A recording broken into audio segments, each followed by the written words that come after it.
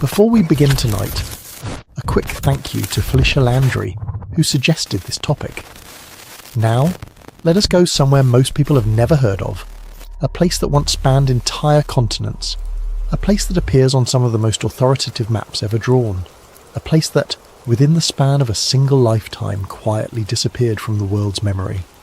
Tonight, we follow the name that the world forgot, and ask whether forgetting it was ever really an accident.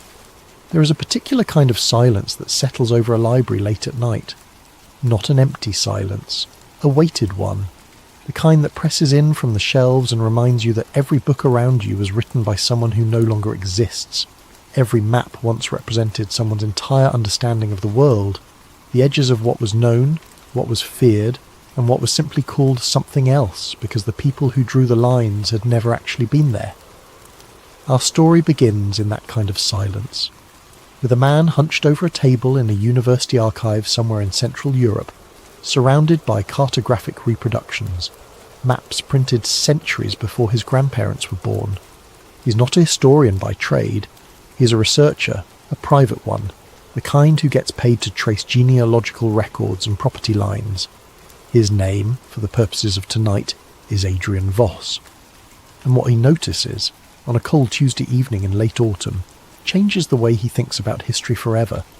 He notices a word that appears on map after map after map, printed in bold, elegant lettering across an enormous swath of the Eurasian continent. A word he has seen before but never truly looked at, a name he has read in passing without ever stopping to ask what it really meant.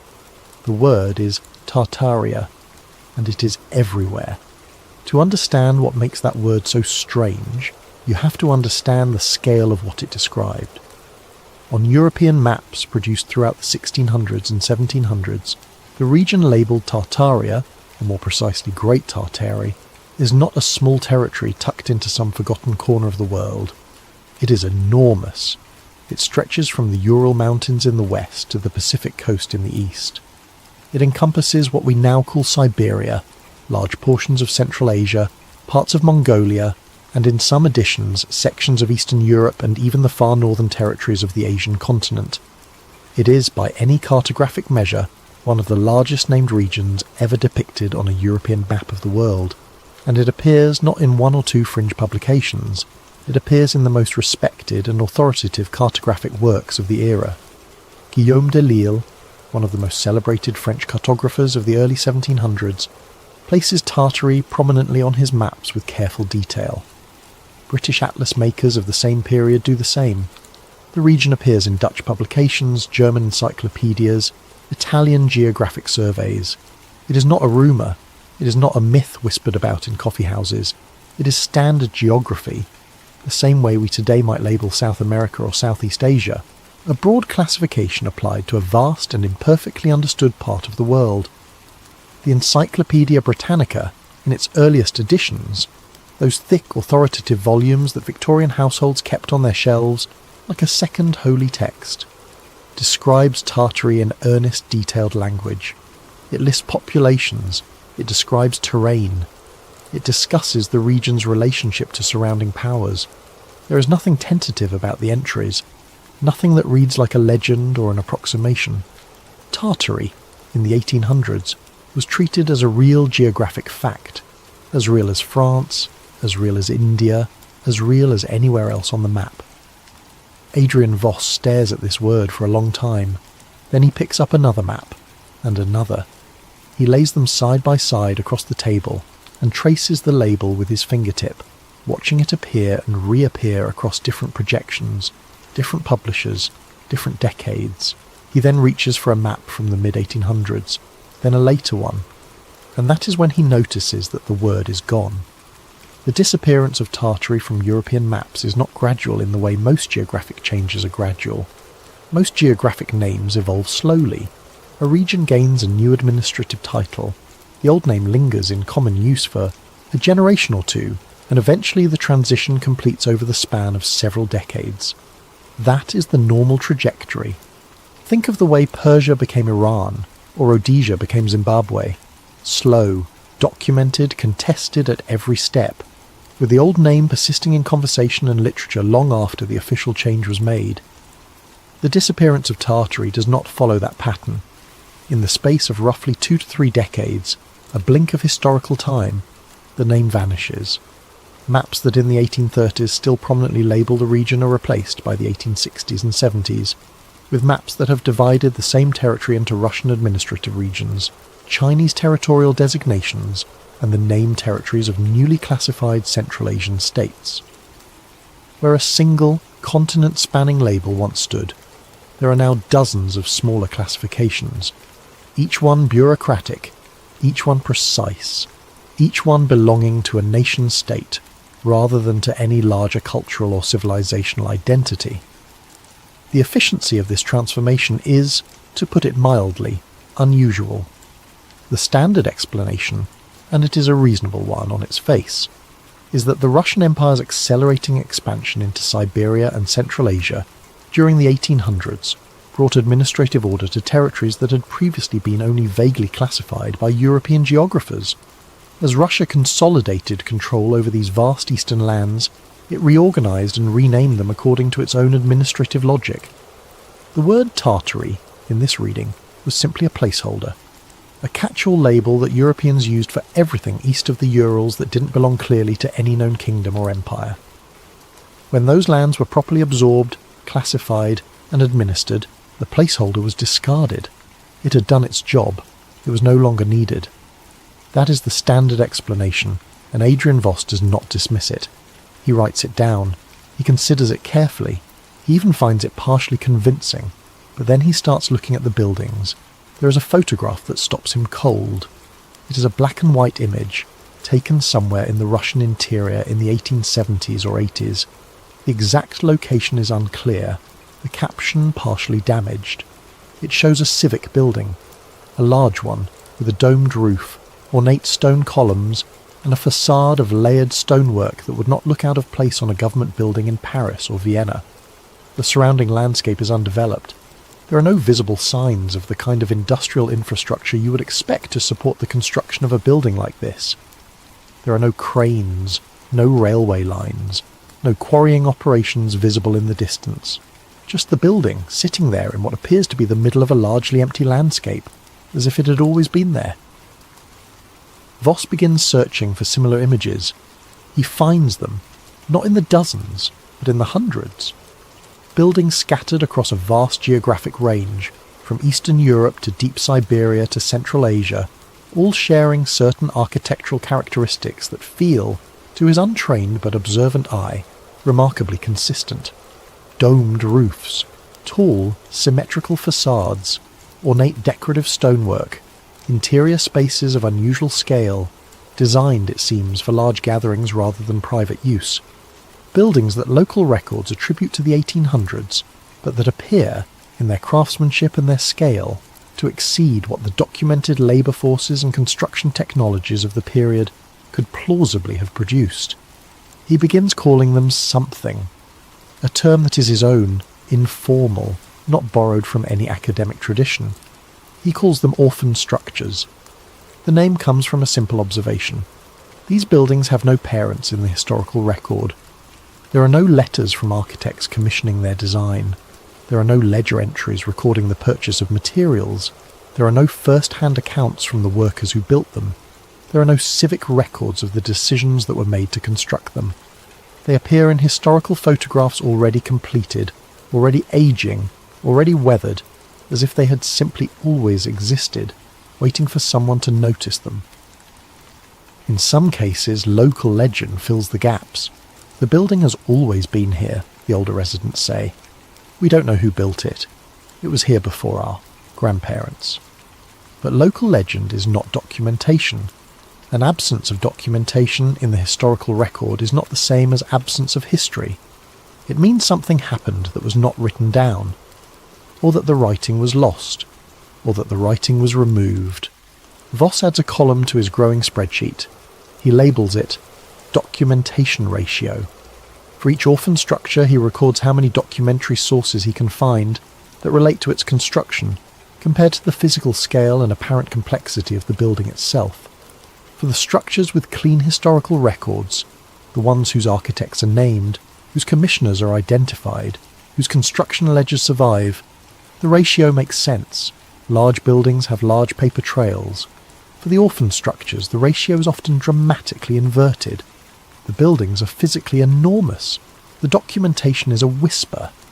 He does not know what to make of this.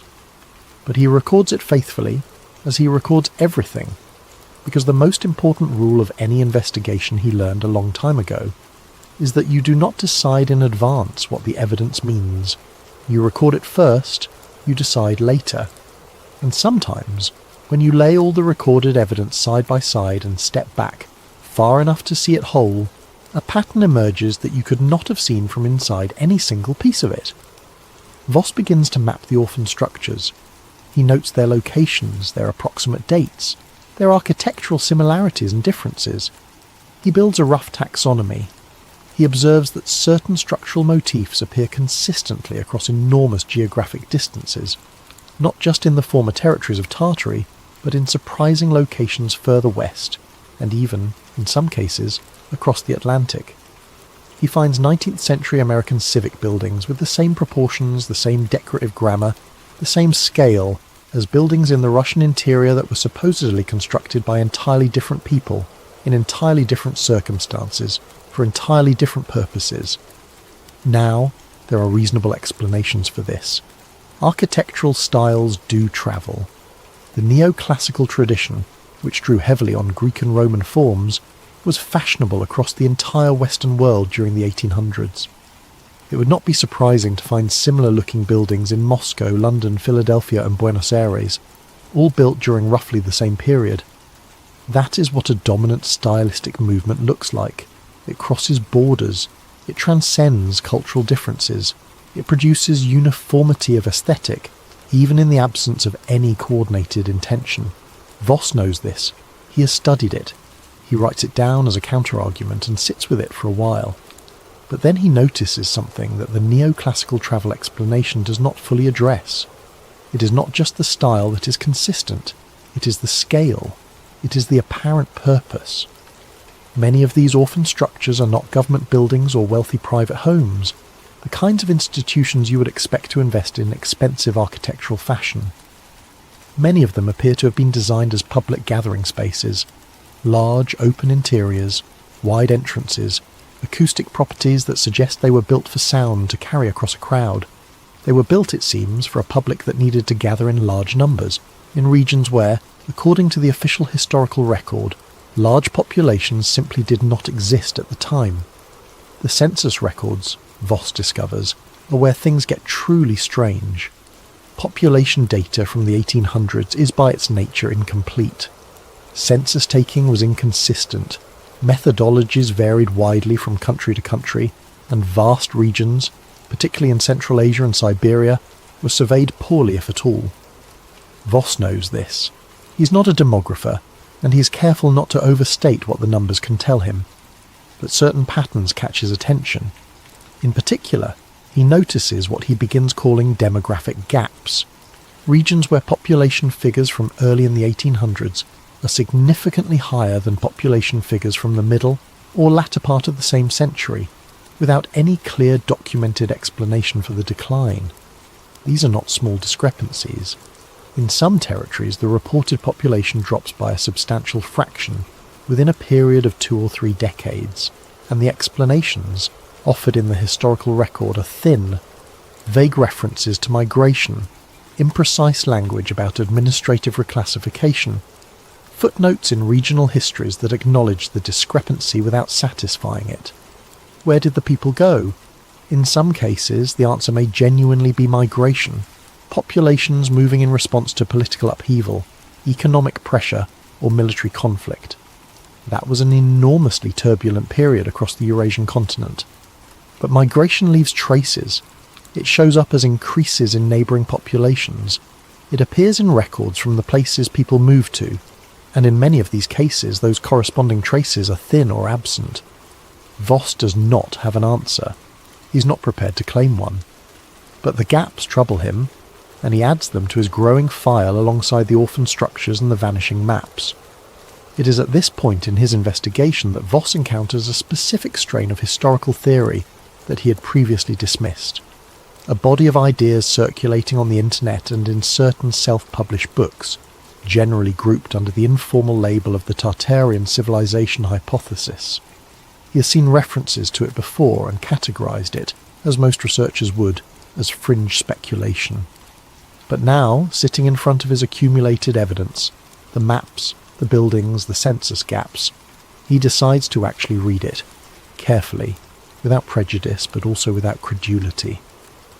The core of the Tartarian civilization hypothesis is this: the region historically labelled as Tartary was not simply a vague geographic placeholder. It was, according to proponents of the theory, something more, a fragmented memory of a coherent civilization that had once occupied an enormous territory across Eurasia and possibly beyond. A civilization that possessed advanced knowledge, architectural, perhaps technological, perhaps scientific, beyond what the standard historical timeline would predict for the region and period. And a civilization that was, at some point in the 18 or early 1900s, systematically absorbed, fragmented, renamed, and written out of the historical record by the emerging nation-states and empires that replaced it. The proponents of this theory point to exactly the kind of evidence Voss has been accumulating: the orphan structures, the architectural consistency across vast distances, the demographic gaps, the rapid disappearance of the name from maps. They connect these threads into a narrative of deliberate erasure, a coordinated effort by the powers that reorganised Eurasian geography in the 1800s to remove evidence of what had come before. Voss reads all of this with careful scepticism. He notes where the arguments are weak, where proponents make leaps that the evidence does not support, where conspiratorial reasoning substitutes for causal explanation, where the desire for a grand unified theory overwhelms the discipline of ordinary historical inquiry. He annotates these passages in red, but he also notes, with equal care, where the questions are legitimate ones that the standard historical record has not fully answered. The reset hypothesis is perhaps the most dramatic element of the Tartarian theory, and also the most difficult to evaluate. It proposes that the transformation of the Eurasian political landscape in the 1800s was not merely an organic process of imperial expansion and administrative reorganisation. It proposes instead that some form of large-scale disruption, a catastrophe, or a conflict of unusual violence, or some combination of the two, created a rupture in the historical continuity of these regions, and that the civilizational structures that existed before this rupture were not simply absorbed but effectively destroyed, their populations reduced or dispersed, their buildings left standing as monuments without context, their records either lost or deliberately removed. What form might such a disruption have taken? The theorists offer several possibilities, none of them mutually exclusive. One is military, a campaign or series of campaigns of extraordinary destructive scale, one that left broad swathes of the Eurasian interior depopulated. Another is environmental, a catastrophic climatic event, perhaps a volcanic winter or a severe drought cycle, that collapsed agricultural systems across a vast region and triggered demographic collapse. A third, more speculative, involves technologies of destruction that the standard historical record does not acknowledge. The idea that the reset was both military and technological in ways that surviving records were designed to conceal. Voss is not comfortable with any of these explanations in their strong forms, but he notices something that gives him pause. The 1800s were, in fact, a period of significant climatic disruption. The eruption of Mount Tambora in 1815 caused the infamous Year Without a Summer, a global agricultural catastrophe that caused famine across Europe, North America, and Asia. Other volcanic events and climatic fluctuations through the century created real, documented hardship across the world. The standard historical record acknowledges these events, but does not always trace their full consequences in the regions that concern Voss most. He files this away. He does not conclude. He continues. One of the most specific and testable claims of the Tartarian hypothesis concerns library and encyclopedic records. The claim is that the name Tartary, and detailed descriptions of the regions it covered were not simply omitted from later editions of major reference works as a natural consequence of changing geographic terminology. They were, according to the theory, actively reduced, entries becoming shorter, less detailed, and eventually absent across successive editions of the same encyclopedias that once described the region at length. Voss decides to test this claim as rigorously as he can with the materials available to him. He obtains, through the archive and through interlibrary resources, multiple editions of several major encyclopedic works spanning the 1700s through the late 1800s. He places them in chronological sequence and reads the relevant entries, or, in later editions, searches for them where they no longer exist as standalone articles. What he finds is this. The claim is, in broad terms, accurate. Early editions of the Encyclopaedia Britannica give Tartary, or Tartaria, a substantial detailed treatment, discussing its geography, its peoples, its relationship to neighbouring territories. Later editions reduce this treatment. The entry becomes shorter.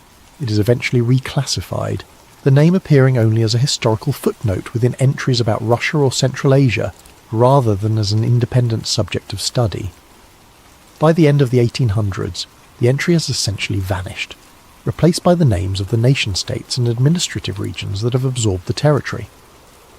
Again, the standard explanation is perfectly coherent. As political realities changed and geographic knowledge became more precise, encyclopedias updated their classifications to reflect the new order. That is exactly what you would expect. That is exactly what responsible reference work looks like. But Voss notices that the reduction in the Tartary entries is not accompanied by a corresponding increase in detail about the peoples and cultures of the region. When Tartary disappears as a heading, the cultures that once lived within its boundaries do not get their own dedicated entries. They are absorbed into the general entries for Russia and China and Central Asia, mentioned in passing, given a paragraph or a sentence, then subsumed. The people who were once classified under the broad umbrella of Tartary seem to lose not just their regional name but their encyclopedic presence entirely. For Voss, this is the detail that lingers most persistently, not the disappearance of a name, but the disappearance of the people behind it. He returns for the last time to the buildings. There is a particular structure that has been on his mind since early in the investigation. He first encountered a photograph of it in a regional history of a Siberian city. A brief, dismissive caption describing it as a pre-revolutionary administrative building of uncertain origin. The photograph is old, the image slightly blurred, but the building itself is unmistakable. It is enormous. Its central dome rises to a height that would require sophisticated engineering to achieve, not the primitive techniques you might associate with a frontier outpost in the Siberian interior of the 1800s, but the kind of engineering that implies dedicated professional expertise, organised labour, and access to high-quality materials. The regional history attributes its construction to the mid-1800s. But there is something wrong with that attribution, and Voss cannot immediately identify what it is. He sits with the image for a long time. He compares it to other structures from the same period and region, the ones with documented construction histories, the ones whose architects are named in the record. And then he sees it. The weathering is wrong. Buildings constructed in the mid-1800s and photographed in the 1870s or 80s show a particular kind of surface aging. The soft erosion of recently cut stone, the fresh discoloration of mortar, the specific patina of stone that has been exposed to the elements for 20 or 30 years. The building in Voss's photograph does not show this kind of recent aging. It shows something older. The stone at its base is worn in patterns that suggest not decades of exposure but generations. The kind of smooth erosion that takes a century or more to develop, where weather and foot traffic and the slow chemistry of the atmosphere have had time to deeply transform the surface of the material. The building, if Voss's reading of the photograph is correct, is older than its attributed construction date, perhaps significantly older. He cannot prove this from a photograph. He knows that. Photo analysis is imprecise, weathering rates vary with climate and stone type, and he is not a structural engineer or a materials scientist. He cannot stake a claim on this observation. But he writes it down, he notes it carefully, and he moves on. There is a moment in any investigation when the accumulation of small anomalies reaches a critical mass and forces you to make a decision. Not about what the truth is. You rarely know that. Not with certainty. Not when you are working with incomplete historical records and interpretations that can be challenged at every step. But you are forced to decide what kind of question you are asking. Are you asking, can I prove this theory is correct? Or are you asking, is the standard explanation sufficient to account for everything I have found? Voss decides, after weeks of research, that he is asking the second question, and his answer to it is no. The standard explanation is coherent and largely defensible. The disappearance of the name Tartary can be explained by imperial reorganization. The orphan structures can be explained by architectural fashion and incomplete record keeping. The demographic gaps can be explained by migration and inconsistent census methodology. Each individual anomaly has a reasonable account attached to it.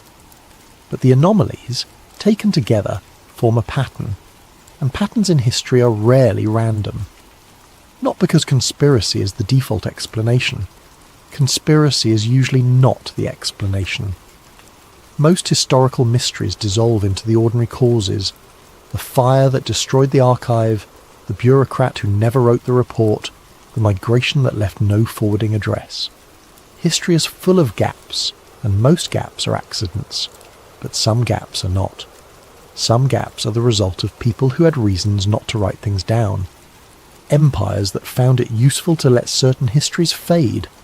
Nations whose founding narratives required the erasure of what came before. Institutions whose legitimacy depended on the belief that what they replaced was lesser, less organised, less advanced, less worth remembering. It has happened before. It is documented. The destruction of indigenous histories in the Americas, the systematic erasure of pre-colonial African records, the rewriting of Persian and Egyptian histories by successive conquerors. These are not theories. They are established historical facts, acknowledged by mainstream scholarship. Civilizational erasure is not an impossibility. It is a documented human behaviour. The question Voss is left with is not whether civilizations can be erased. History has already answered that. The question is whether Tartaria was one of them. Most historians, if you ask them directly, will tell you that Tartary was simply a broad geographic label, the European name for the unfamiliar vastness east of the known world. They will tell you that it described no single people, no unified political entity, no coherent civilization, only a patchwork of nomadic and semi-nomadic cultures, diverse in language and tradition, loosely grouped under a name that said more about European, cartographic habits than about any reality on the ground. And this view is, academically, the consensus. It is supported by serious scholarship, by careful linguistic analysis, by extensive archaeological work in the regions in question. The Tartarian civilization hypothesis, in its strongest forms, is not accepted by mainstream historians. Many of its specific claims have been examined and found wanting. The orphan structures, when studied by architectural historians, turn out in most cases to have documented origins, not always easy to find, not always well preserved, but findable. The demographic gaps have explanations that, while incomplete, are consistent with the general turbulence of the period.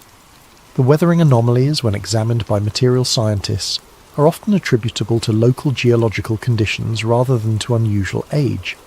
The theory survives not because its specific claims are unassailable. It survives because it asks a question that the standard record has not fully resolved.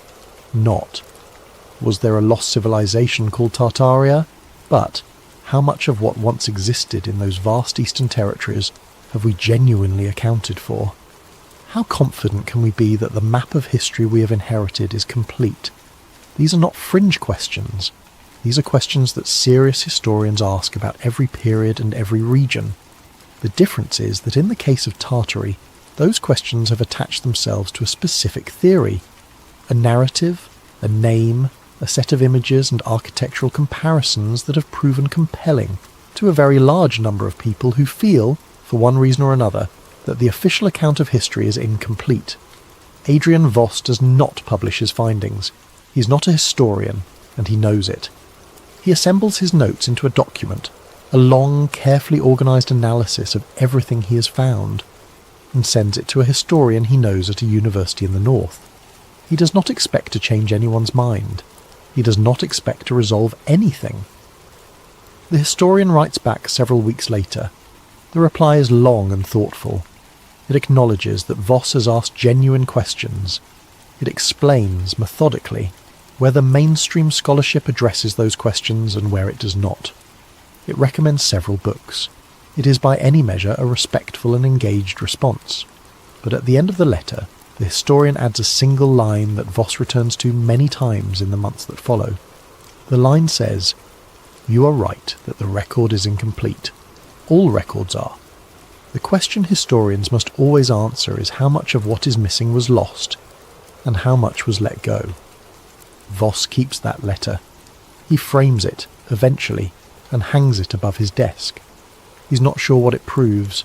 He's not sure it proves anything at all, but it keeps him thinking, and it keeps him returning, on quiet evenings, to the old maps. The maps are the part of the story that lingers the longest, not because they prove anything definitive, but because of what they represent, the accumulated cartographic knowledge of an entire era, drawn by people who believed they were recording the world as it truly was. These were not mystical texts or sacred documents. They were working tools, used by merchants, by military planners, by ship captains and colonial administrators. When they labelled a region Tartary, they were not inventing something. They were naming something that existed in some form in the shared understanding of their time. It is worth pausing to appreciate what it took to produce those maps. The cartographers of the 1700s were working with limited instruments and fragmentary information. The accounts of travellers, the reports of merchants, the claims of diplomats who had ventured into territories that most of their contemporaries would never see. Every line they drew was an act of synthesis, an attempt to organise imperfect knowledge into coherent form. And they were careful as their era and their tools permitted. They disagreed with one another. They revised their own earlier editions. They added and removed labels as better information arrived. They were, in other words, doing what researchers do, trying to make the world make sense from the information available to them, knowing that the information was incomplete, trying to be honest about the difference between what they knew and what they guessed. And those careful, imperfect, earnestly produced maps, every one of them, showed Tartary, showed it as real, showed it as vast, showed it as a feature of the world worthy of prominent labelling alongside the great empires and continents that everyone agreed existed. For more than 2 centuries, no serious European cartographic work omitted it. It was as fixed a feature of the geographic imagination as the Mediterranean Sea or the Indian subcontinent, and then it was not. And then, within a generation, it never had been. The mechanisms of that change, political, administrative, cultural, are reasonably well understood. New powers drew new maps. New institutions wrote new encyclopedias. New educational systems taught new geographies to new generations of children, for whom the word Tartary would eventually be as foreign as the languages once spoken by the peoples it described. That is how it usually works. That is how history has always worked. Every age produces a map of the world based on what it knows, what it controls, and what it needs to be true. And when the age passes, the map goes with it, replaced by the next one, which is also imperfect, also partial, also shaped by the needs of the people who drew it. The question that the story of Tartaria leaves us with is not whether this process happened. It clearly did. The question is what it cost. What information was simplified away? What people were reclassified out of their own identities? What structures were left standing without explanation? What populations were absorbed without accounting? What names were removed from maps one edition at a time until no one alive remembered what they had described? Consider what it would mean for a civilization to be not destroyed but forgotten, not bombed into rubble or buried under volcanic ash, or swallowed by the sea, but simply reclassified, renamed, reorganized under new administrative structures, its people given new identities by new authorities, its buildings left standing but stripped of context, its history rewritten into the margins of other histories that needed to be primary. It would leave exactly the kind of traces that Voss found. Inconsistencies too small to constitute proof, anomalies too scattered to constitute a pattern, unless you were willing to look at all of them together, to spread the maps across the table and trace the word with your fingertip across one century, and then lift your finger and find it gone in the next. It would look, from the outside, exactly like what the standard explanation describes: geographic standardization, imperial reorganization, the normal mechanics of empire, because those things would be part of it, the legitimate processes of political change through which civilizational erasure is most commonly achieved, not through dramatic destruction, which leaves evidence, which invites inquiry, which can be remembered, but through patient administrative action, through the slow redrawing of lines, through the replacement of one name with many smaller names, through the accumulation of small decisions made by reasonable people with practical goals, none of whom ever needed to acknowledge the totality of what they were doing. That is what makes the story of Tartaria so difficult to resolve, not because the evidence is overwhelming, it is not, but because the kind of erasure the theory proposes would be designed to leave no overwhelming evidence. It would be designed to leave exactly what we find: a word on old maps, a pattern of unusual buildings, a set of incomplete demographic records, and a nagging sense that the explanation we have been given is sufficient or but not complete.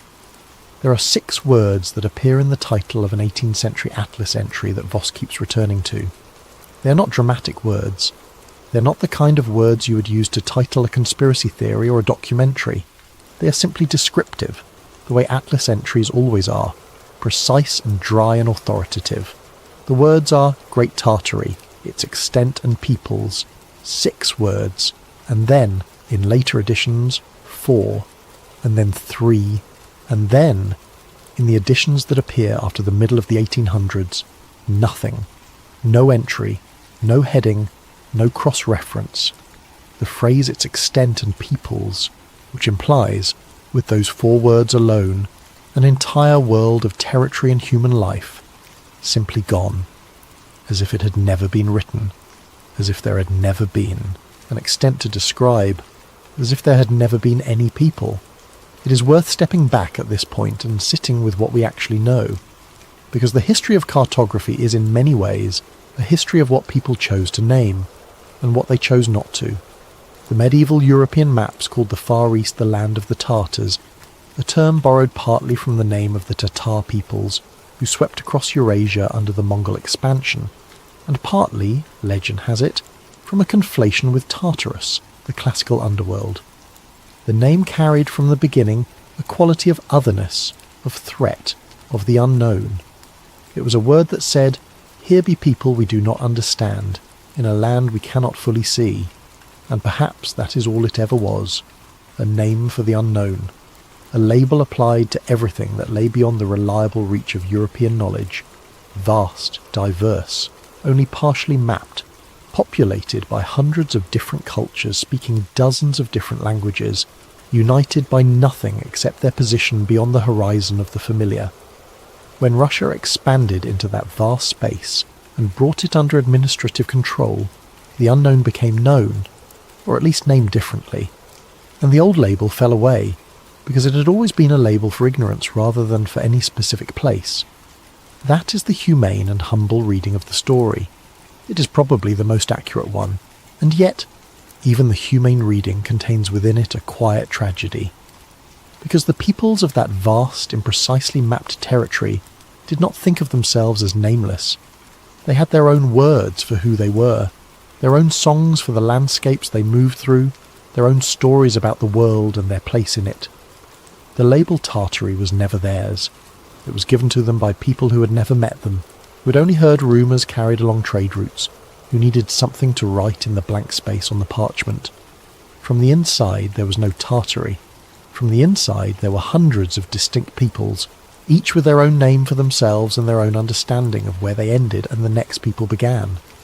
The cartographic label was always a European convenience, not a lived identity. But that is precisely what makes its disappearance so complicated to assess. Because when the label was removed and replaced by administrative designations imposed by expanding empires, Russian gubernias, Chinese prefectures, colonial territorial names, those new designations were also not the names those peoples would have chosen for themselves. They moved from one externally imposed label to another. The question of what was lost is not the question of what Tartary itself meant. It meant different things to different people, most of whom had no say in what they were called. The question is what happened to the hundreds of specific, particular, richly lived cultures that occupied that space when the empires arrived with their maps and their new names and their administrative machinery. And the honest answer is, we do not fully know. We have pieces. We have ethnographic records, some of them careful, some of them careless, some of them shaped by the biases of the researchers who produced them. We have archaeological evidence, increasingly rich as excavation technologies improve. We have oral traditions, some preserved and some not. We have gaps, and we have the uncomfortable knowledge that the people who created the gaps had reasons to create them, and that those reasons were not always innocent. But the humble reading does not preclude the possibility that things were lost in the transition. The transition from the unnamed to the named, from the broadly classified to the precisely administered, is not a costless one. When you replace one large name with dozens of smaller ones, you change the way people think about the space those names describe. You change what questions get asked. You change what continuities get traced and what discontinuities get normalized. You change what ends up in the encyclopedia entry and what gets quietly omitted. And you change what the next generation is taught to remember. Questions are strange things. They do not require answers to be powerful. Some of the most durable questions in human history have remained unresolved for centuries, not because the answers are unknowable in principle, but because the information needed to answer them was lost or was never recorded, or was recorded and subsequently destroyed by the very processes that made the questions interesting in the first place. These questions persist not in spite of their irresolvability, but because of it. Because the human mind is built to find patterns, to seek completion, to reach instinctively toward closure, and when closure is unavailable, the reaching itself becomes a kind of occupation. You return to the question the way you return to a room where you know something is missing, not because you expect to find it today, but because leaving it behind entirely feels like a surrender. Voss returns to the maps the way other people return to unfinished sentences. He is not expecting a revelation. He has been in this business long enough to know that historical research rarely produces that kind of moment. What it produces instead is a slow accretion of context, an increasingly detailed understanding of what was and what is now absent, and what the distance between those two things might mean. It is unglamorous work. It is quiet work. It is exactly the kind of work that belongs in the small hours of the night, when the archive is empty and the overhead lights are low and the only sound is the occasional turn of a page and the soft reminder that you are surrounded by people who no longer exist, trying to understand a world that no longer exists through records that are incomplete by design.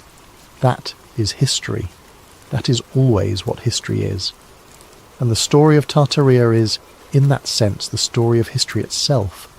The story of how the past is made and unmade, named and renamed, remembered and let go.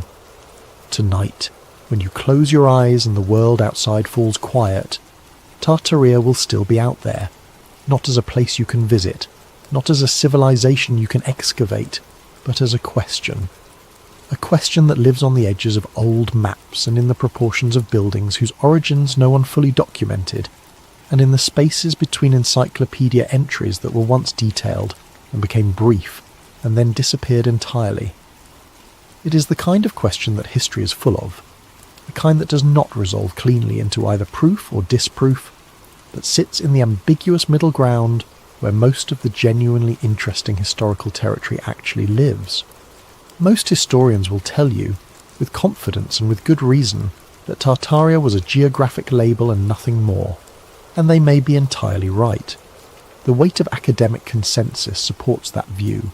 An academic consensus, for all its imperfections, exists for good reasons, because it represents the collective judgment of people who have spent their careers examining the evidence with care and rigour. But most historians will also tell you, if you press them, that the record of human civilization is not complete, that there are gaps, that things have been lost, simplified, reclassified, and in some cases deliberately obscured throughout human history for reasons both banal and calculated. That the map of the past we've inherited was drawn by specific people with specific interests, and that those interests did not always align with the preservation of every detail of every civilization that preceded the one doing the drawing. Adrian Voss knows this.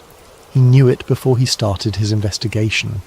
He knows it now, looking out from the archive window at the same night sky that once looked down on mapmakers sketching the outlines of a world they could not fully see. He does not know what Tartaria was. He does not know what was lost when the name was lost. He knows only that something was there, that a word appearing on hundreds of authoritative maps, in dozens of encyclopedias, in the formal geographic vocabulary of an entire era of human scholarship, does not simply dissolve into nothing. Something was there. Something had an extent. Something had peoples. And whatever it was, its name is gone now. One map at a time, one edition at a time, until the world that once stretched across continents became, in the end, just a word in an old atlas that no one living was taught to read. The Sleepy Koala Army, thank you as always for being here, for making it to the end of another night together, another quiet hour in which we followed something strange and uncertain through the dark. If tonight's episode left you with questions, that was entirely intentional. The best histories always do. They remind us that the past is not a finished document, but a living argument, one that keeps changing as new evidence is found, as old evidence is reconsidered, as the people doing the examining bring new eyes to things that were looked at and set aside a long time ago. Tartaria may have been nothing more than a label for the unknown, or it may have been the faded echo of something much larger. The truth, as it so often does, probably lives somewhere between those two possibilities, in the complicated, imperfect, richly human space where most historical reality actually resides. Wherever you are tonight, whatever time zone you're drifting in, whatever city or countryside is quiet around you right now, I hope this kept you company through the dark. I hope it gave your mind something soft to rest on as sleep arrived. And if you have a moment before you go, if your hand is still near your phone, if the Spotify app is still open somewhere on your screen, a review there takes 10 seconds and means more than I can adequately say. It helps the channel find its way to people who need exactly this kind of quiet company in the night.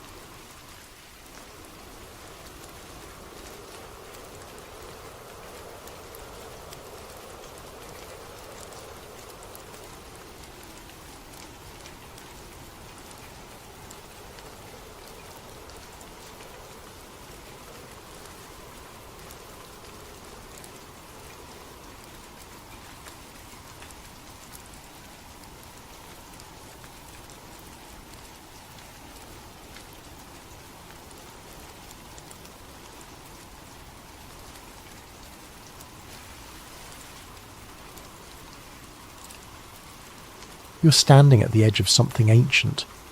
Not ancient the way your grandmother's house feels ancient, with its peeling wallpaper and photographs of people whose names no one remembers anymore. Not ancient the way a Civil War battlefield feels ancient, where you can almost hear the cannons if you close your eyes and let the silence work on you long enough. Not even ancient the way the Egyptian pyramids feel ancient, those towering geometric impossibilities rising from desert sand that has seen 40 centuries of human ambition come and go.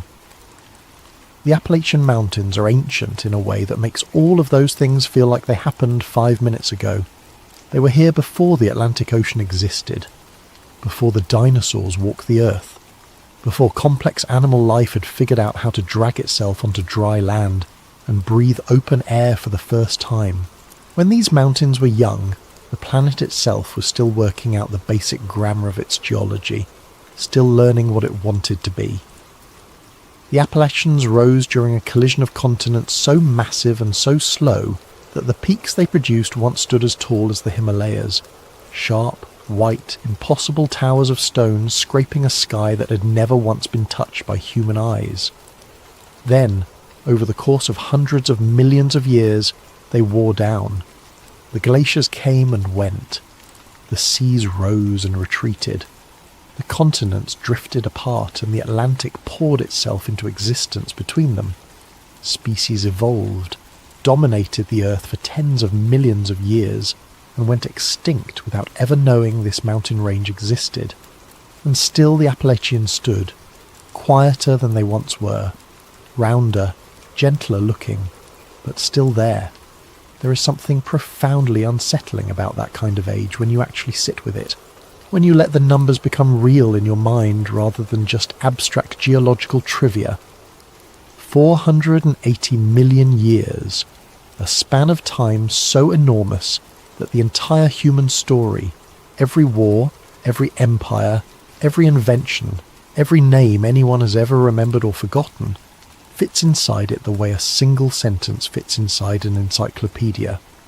The Appalachians existed for 479,999,000 years before the first anatomically modern humans ever stood upright on the African savanna.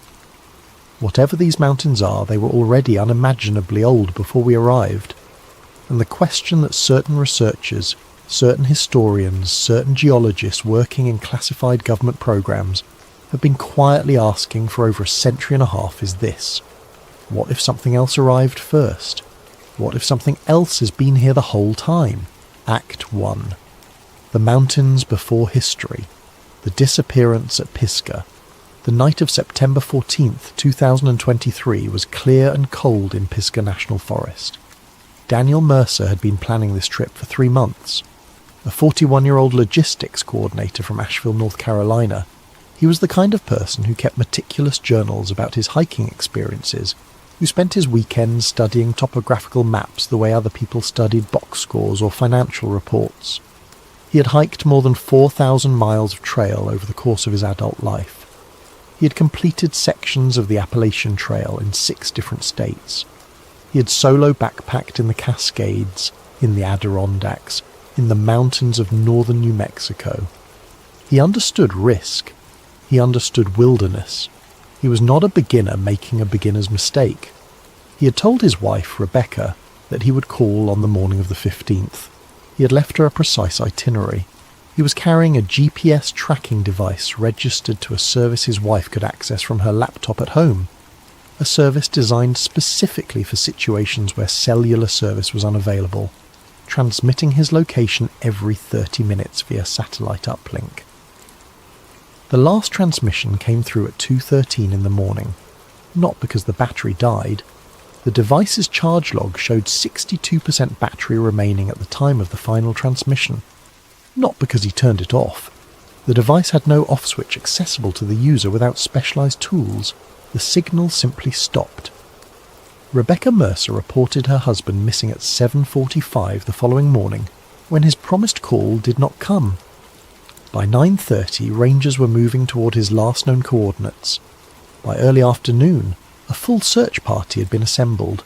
Rangers, volunteer search and rescue teams, a tracking dog unit brought in from a neighbouring county. They found his campsite intact.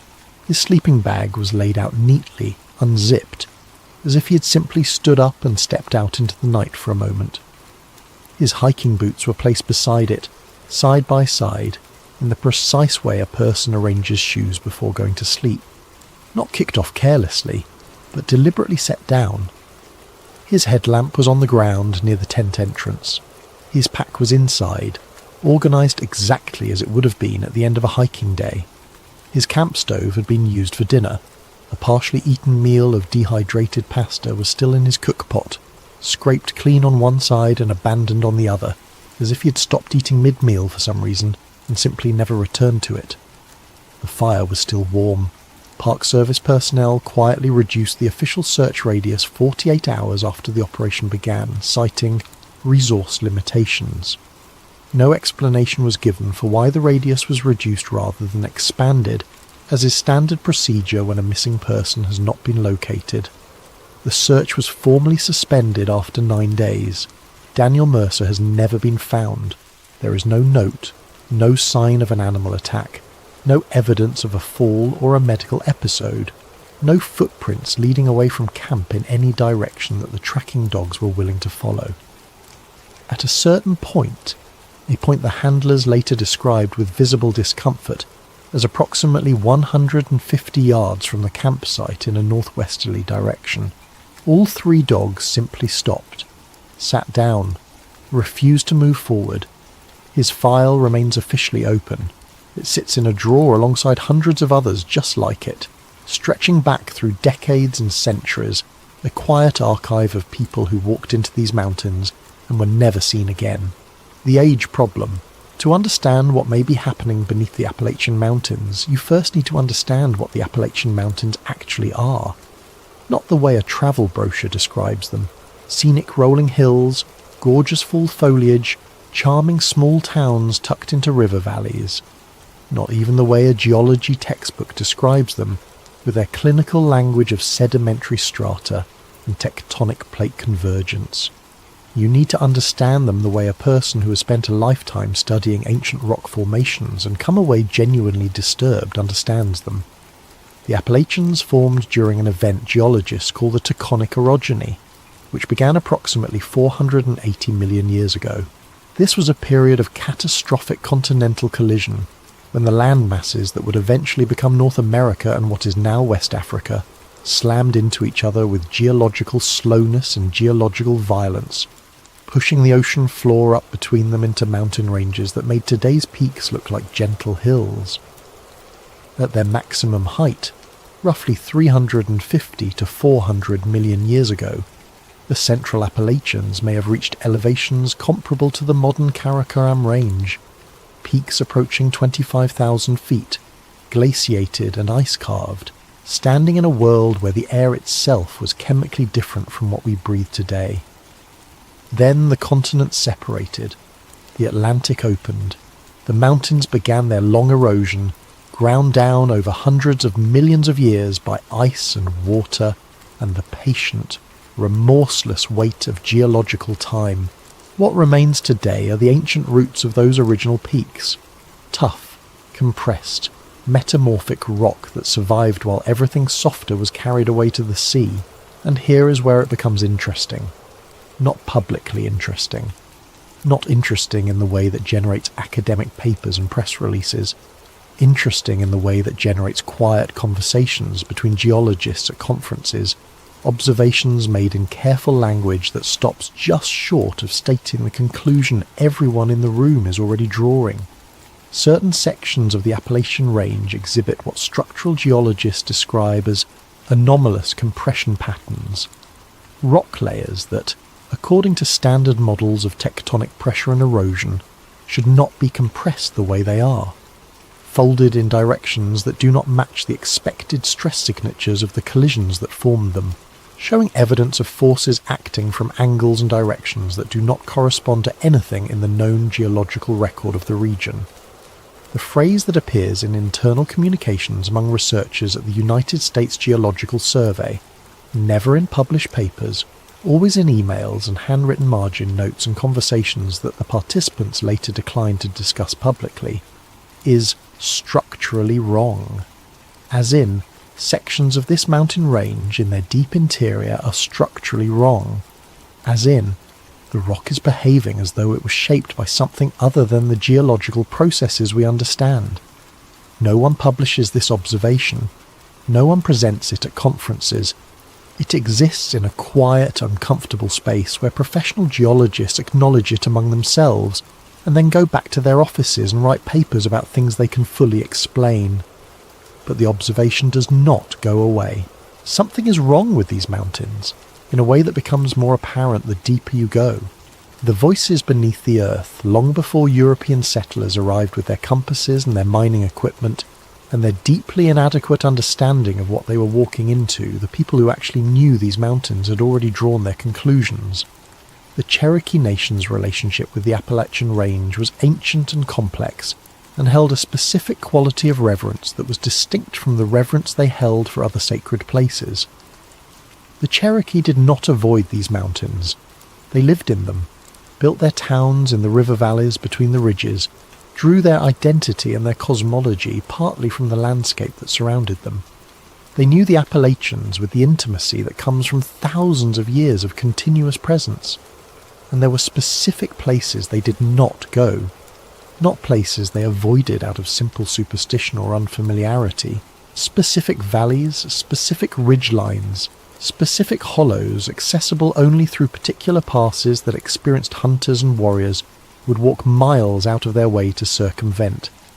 Places with names in the Cherokee language that do not translate cleanly into English.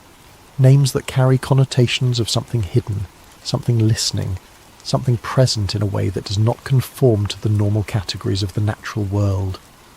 The oral tradition of the Cherokee passed through generations with the careful fidelity of people for whom oral transmission was the primary means of preserving knowledge, describes these places in consistent terms across different storytellers, different time periods, different parts of the mountain range.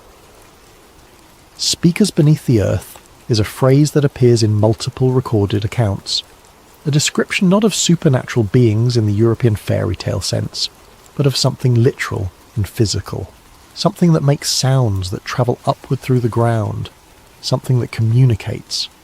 Hunters who entered certain valleys returned describing sounds they could not identify. Low rhythmic vibrations felt more in the chest than heard by the ear, coming from no identifiable direction, seemingly from the rock itself. Some hunters entered certain passes and did not return. Their tracks were found going in. No tracks came out. No sign of a struggle. No evidence of what had happened to them. The Shawnee, who occupied a broad range from the Ohio Valley into the eastern mountains, maintained similar traditions about specific Appalachian locations. Their oral accounts describe places where hunters disappeared without explanation, where the ground itself seemed to breathe, where experienced woodsmen would suddenly lose all sense of direction in terrain they knew perfectly well. Places where dogs refused to hunt, where horses refused to be led, where the normal behavioural patterns of every animal species broke down completely. Certain ridges were abandoned, certain valleys were forbidden. The knowledge of which places these were and why they were dangerous was passed carefully from generation to generation, treated with the seriousness of life or death practical information rather than the narrative looseness of mythology. These were not stories, these were warnings. No one among the European settlers who began arriving in significant numbers in the 18th century bothered to ask why. Act 2. The first discoveries, the surveyor's notes, 1770s.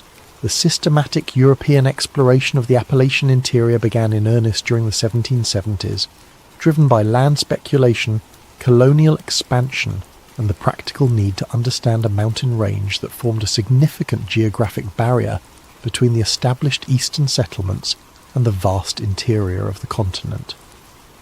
The surveyors and explorers who pushed into the mountain wilderness during this period were not naive men. They were experienced frontier navigators, skilled woodsmen, people accustomed to the genuine physical dangers of the American wilderness.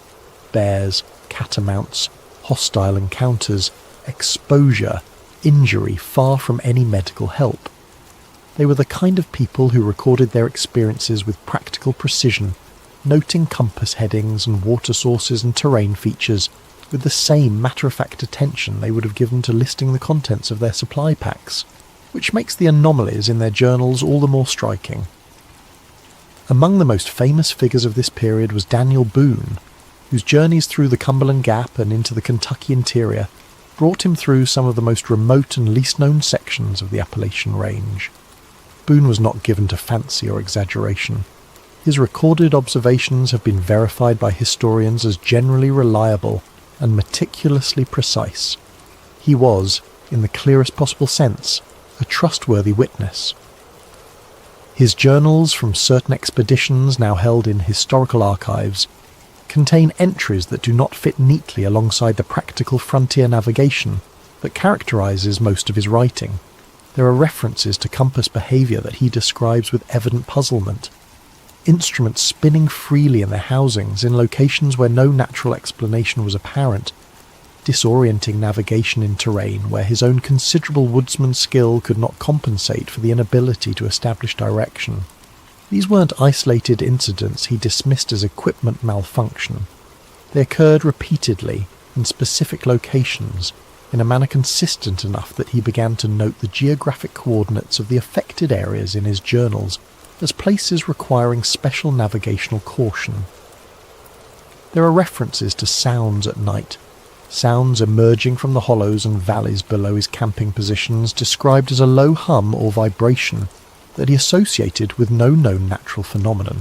Not wind, not water, not the sounds of large animals moving through underbrush, something he had no word for, described with the careful precision of a man trying to report something accurately, despite having no adequate vocabulary for it. And there are references to animal behaviour that Boone, who had spent his adult life reading the behaviour of wild animals as a survival tool, found inexplicable. Horses refusing to enter specific passes despite being perfectly willing to traverse much more challenging terrain in other locations. Dogs that hunted eagerly everywhere else, simply lying down and refusing to move when brought into certain valleys. Deer and elk absent from areas that appeared to offer ideal habitat, as if the animals had been avoiding these locations for so long that their avoidance had become encoded in their local behavioural patterns. These observations do not appear in the official records compiled from Boone's expeditions. They appear in his personal journals, documents that were not originally intended for publication or official use.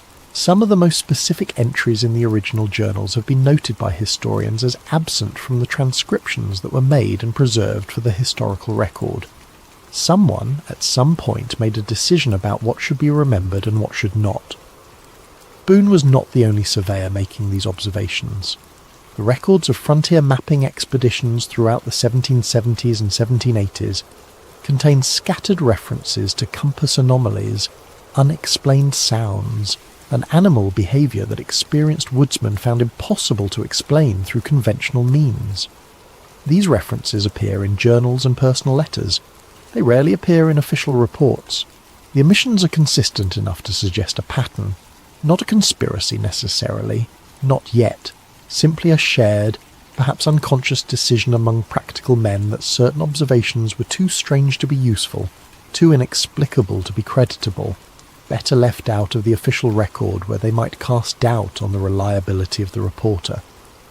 But taken together, these scattered accounts from the first systematic exploration of the Appalachian interior describe a range of phenomena: electromagnetic anomalies, acoustic anomalies, anomalous animal behaviour, that cluster in specific geographic locations, reappear consistently across different observers and different time periods, and resist any conventional explanation. The mountains were trying to tell the early explorers something. The early explorers, for the most part, chose not to listen. The Lost Tunnel reports, 1800 to 1830. By the early 19th century, the economic potential of the Appalachian Mountains had become a primary driver of their exploration. Coal, iron, copper, salt. The region's mineral wealth was enormous, and as the young American Republic expanded and industrialized, the demand for those resources drove men deeper into the mountains and deeper into the earth than the frontier surveyors had ventured. The mining operations that spread across Kentucky, West Virginia, Virginia, and Tennessee during the first decades of the 19th century were rough, dangerous enterprises by any standard. The men who worked them were accustomed to underground environments that would have terrified most people. Low ceilings, bad air, the constant possibility of collapse, the disorienting darkness that settled over you the moment your lamp went out. They were not easily frightened. They were not prone to reporting things that made them sound unstable or unreliable.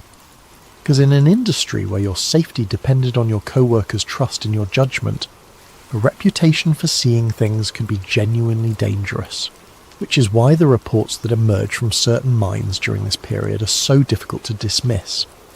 The pattern repeated itself in mining operations across multiple states, separated by geography and time, conducted by different companies with different workforces. Miners breaking through to natural cave systems was not unusual. The Appalachian region is riddled with limestone caverns, and encountering them during underground excavation was a routine occupational hazard. What was not routine was what certain mining crews found when they broke through into specific cave systems in specific locations. Natural cave formation follows predictable rules. Caves form in limestone through the action of slightly acidic water dissolving the rock over long periods of time. The passages they create are irregular, shaped by the random flow of water, narrowing and widening unpredictably, following the path of least resistance through the stone. The walls of natural caves show the scalloping and rippling produced by water flow, the stalactites and stalagmites produced by mineral deposition, the rough, organic irregularity of a system shaped by the blind operation of chemistry and physics. The systems that certain miners broke into were different.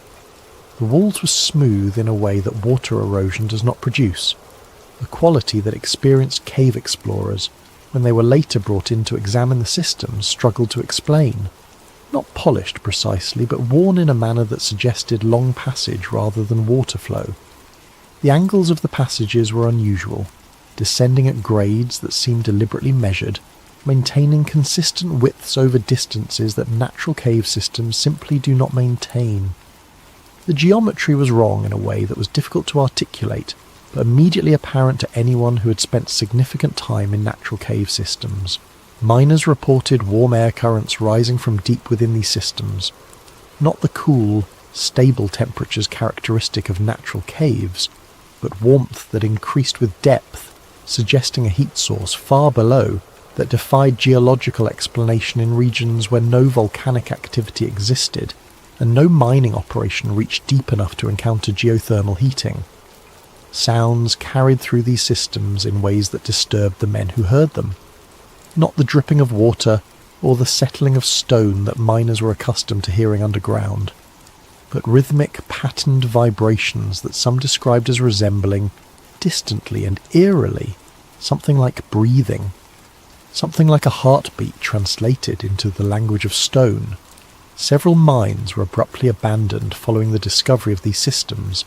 The owners cited various practical reasons.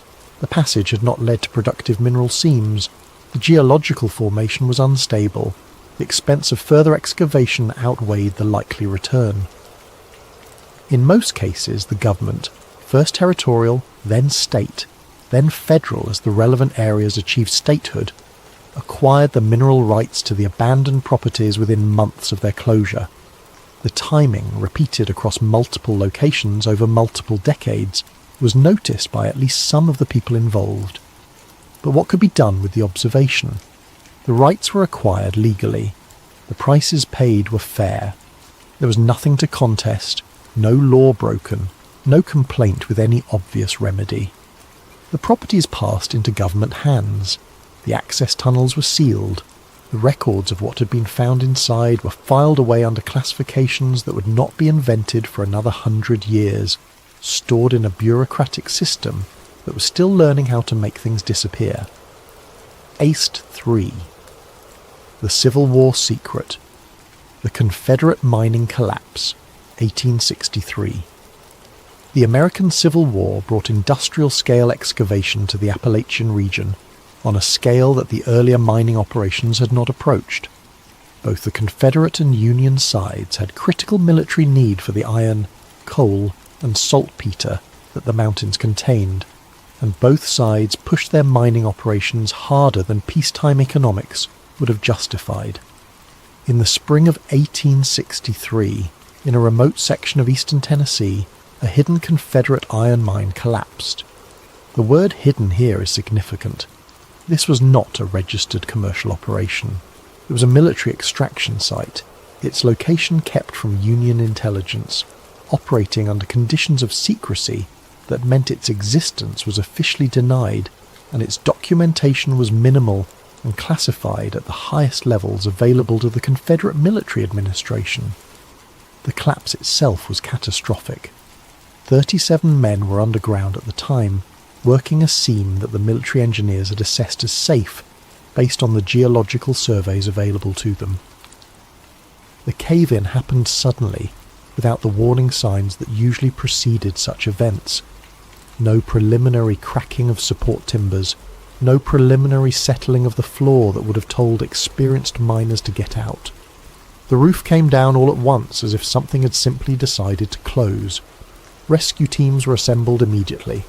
The Confederate military could not afford to lose 37 trained men and a working iron operation, and the engineers who led the rescue operation were skilled and motivated. What they found stopped them. The collapse had exposed a cavern system that the original mine excavation had not detected, a system that, as the rescue teams worked their way through the fallen stone trying to reach the trapped miners, revealed itself to be far larger than any natural cave formation should have been in that specific geological context. The engineers estimated from what they could see that the chambers extended downward at an angle that would have placed their lower reaches several hundred feet below the mine floor, below the depth at which the limestone formations that typically produced cave systems in the region even existed. The walls of the exposed chambers displayed the same smooth quality that miners in Kentucky and West Virginia had reported 40 years earlier, a quality that the Confederate engineers, who had extensive experience with natural cave systems, immediately identified as anomalous. The geometry of the passages, what they could see of it before the rescuers were ordered to stop advancing, was too regular. The metallic echoing was what ended the operation. Several of the engineers and senior rescuers heard it separately and described it independently in language that converged on the same impression. A sound coming from deep within the exposed chambers, metallic in character, rhythmic in pattern, resembling nothing that should have been present in an unmined, uninhabited underground space. Not the sound of water, not the sound of settling rock, not the sound of the trapped miners, who would have been making very different sounds if any of them were still alive and capable of making noise. Something that sounded to multiple independent witnesses like a pattern, like something being produced deliberately. The workers refused to continue the rescue operation. The engineers tried everything. Appeals to duty, threats of military discipline, physical compulsion, and accomplished nothing. The men who had gone furthest into the exposed system simply would not go back. Several of them resigned from the Confederate service entirely rather than return to that mine. The rescue was formally abandoned. No official reason was given for why the effort to recover 37 men was halted before all possible options had been exhausted. The war records pertaining to this incident were classified under the Federal Reconstruction Archives following the Union victory. The Confederate military records absorbed into the federal system and immediately sealed under classifications that would keep them inaccessible to researchers for more than a century. The 37 miners were never recovered. Their names appear on no memorial. The Federal Geological Survey, 1872. The formation of the United States Geological Survey in 1879, with significant survey work beginning several years earlier in the 1870s, represented the first systematic, scientifically rigorous effort by the federal government to understand the geology of the American West and interior. For our purposes, what matters is what happened when early survey scientists turned their attention to the Appalachians. The Appalachians presented a different kind of scientific challenge than the dramatic landscapes of the West. They were old, familiar, heavily settled, a mountain range that had been part of the American consciousness since the first colonial settlements. Whatever they contained had been there all along, weathered down by geological time, apparently offering no dramatic new mysteries of the kind the West was producing. The early survey geologists quickly discovered they were wrong. Deep subsurface analysis of the Appalachian Range, using the seismic and geological techniques available at the time, which were cruder than modern methods but already capable of detecting large-scale underground structures, revealed something that the survey's internal documents begin referring to, by the early 1880s, as the subsurface void network. The language is careful. Void network is a neutral term that simply describes a connected series of underground empty spaces, which could, in principle, simply mean a large cave system. But the survey geologists were not describing a large cave system in the normal sense.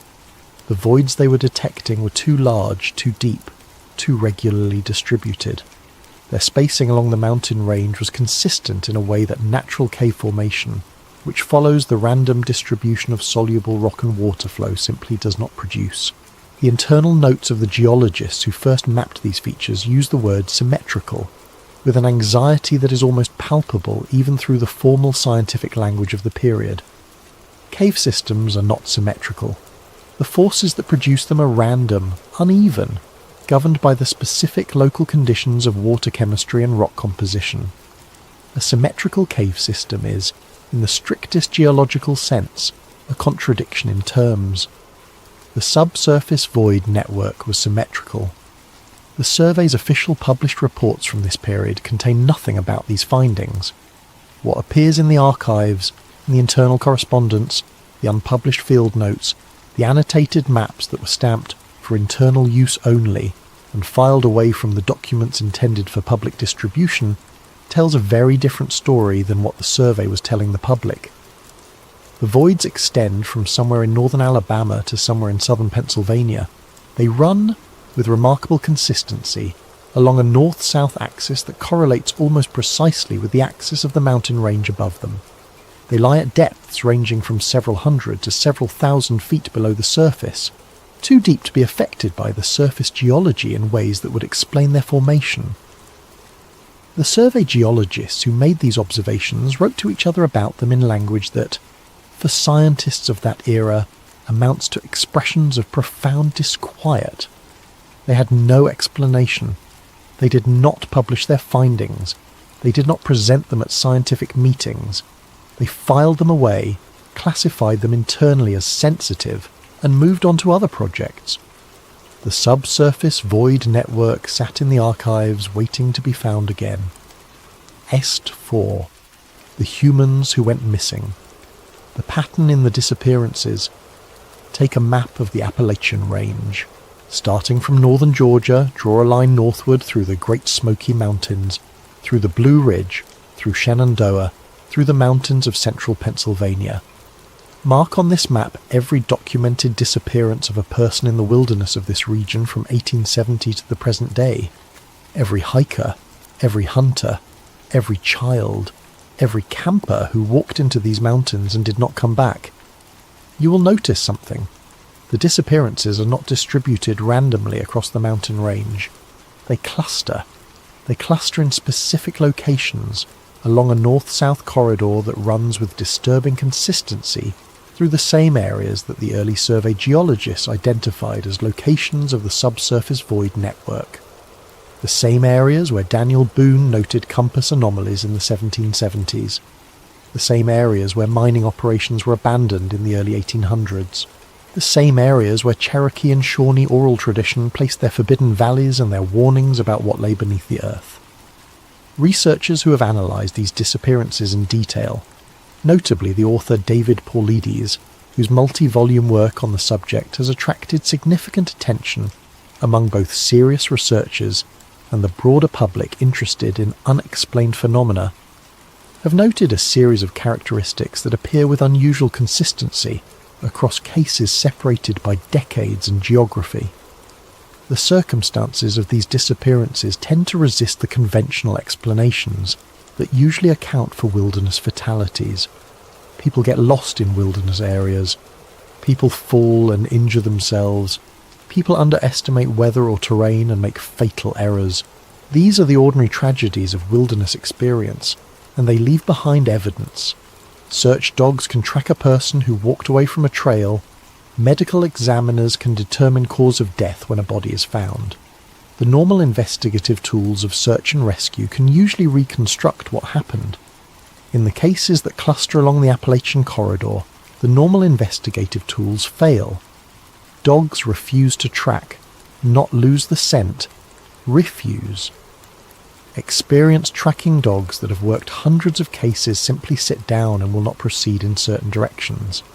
This behaviour, reported by handlers who describe it with visible discomfort in interviews, occurs at specific geographic boundaries, as if the animals are encountering something they recognise as a line they will not cross. Bodies, when found, are sometimes discovered in locations that search teams had already covered, in areas that rescuers are certain they searched, in terrain that an incapacitated person could not have reached, in positions that suggest they were placed rather than that they fell or crawled to where they were found. Children who are found alive sometimes describe experiences that are impossible to reconcile with what their physical condition suggests should have happened. Children who should have been suffering from extreme exposure after days in wilderness conditions are found warm and uninjured. Children who could not have walked the distances involved are found miles from where they disappeared. Some of them describe encounters with the people in the woods, accounts that investigators file under the assumption that children, traumatized and disoriented, create explanations for experiences they cannot understand. The pattern holds across more than 150 years of documented cases. The corridor is consistent. The clustering is statistically significant enough that it has been noticed by National Park Service researchers who have, to date, declined to publish or formally acknowledge their findings. Whatever is happening in these mountains, it has been happening for a very long time. The Civilian Conservation Corps, 1930s. The Great Depression brought the federal government into the Appalachian Mountains in a new and systematic way.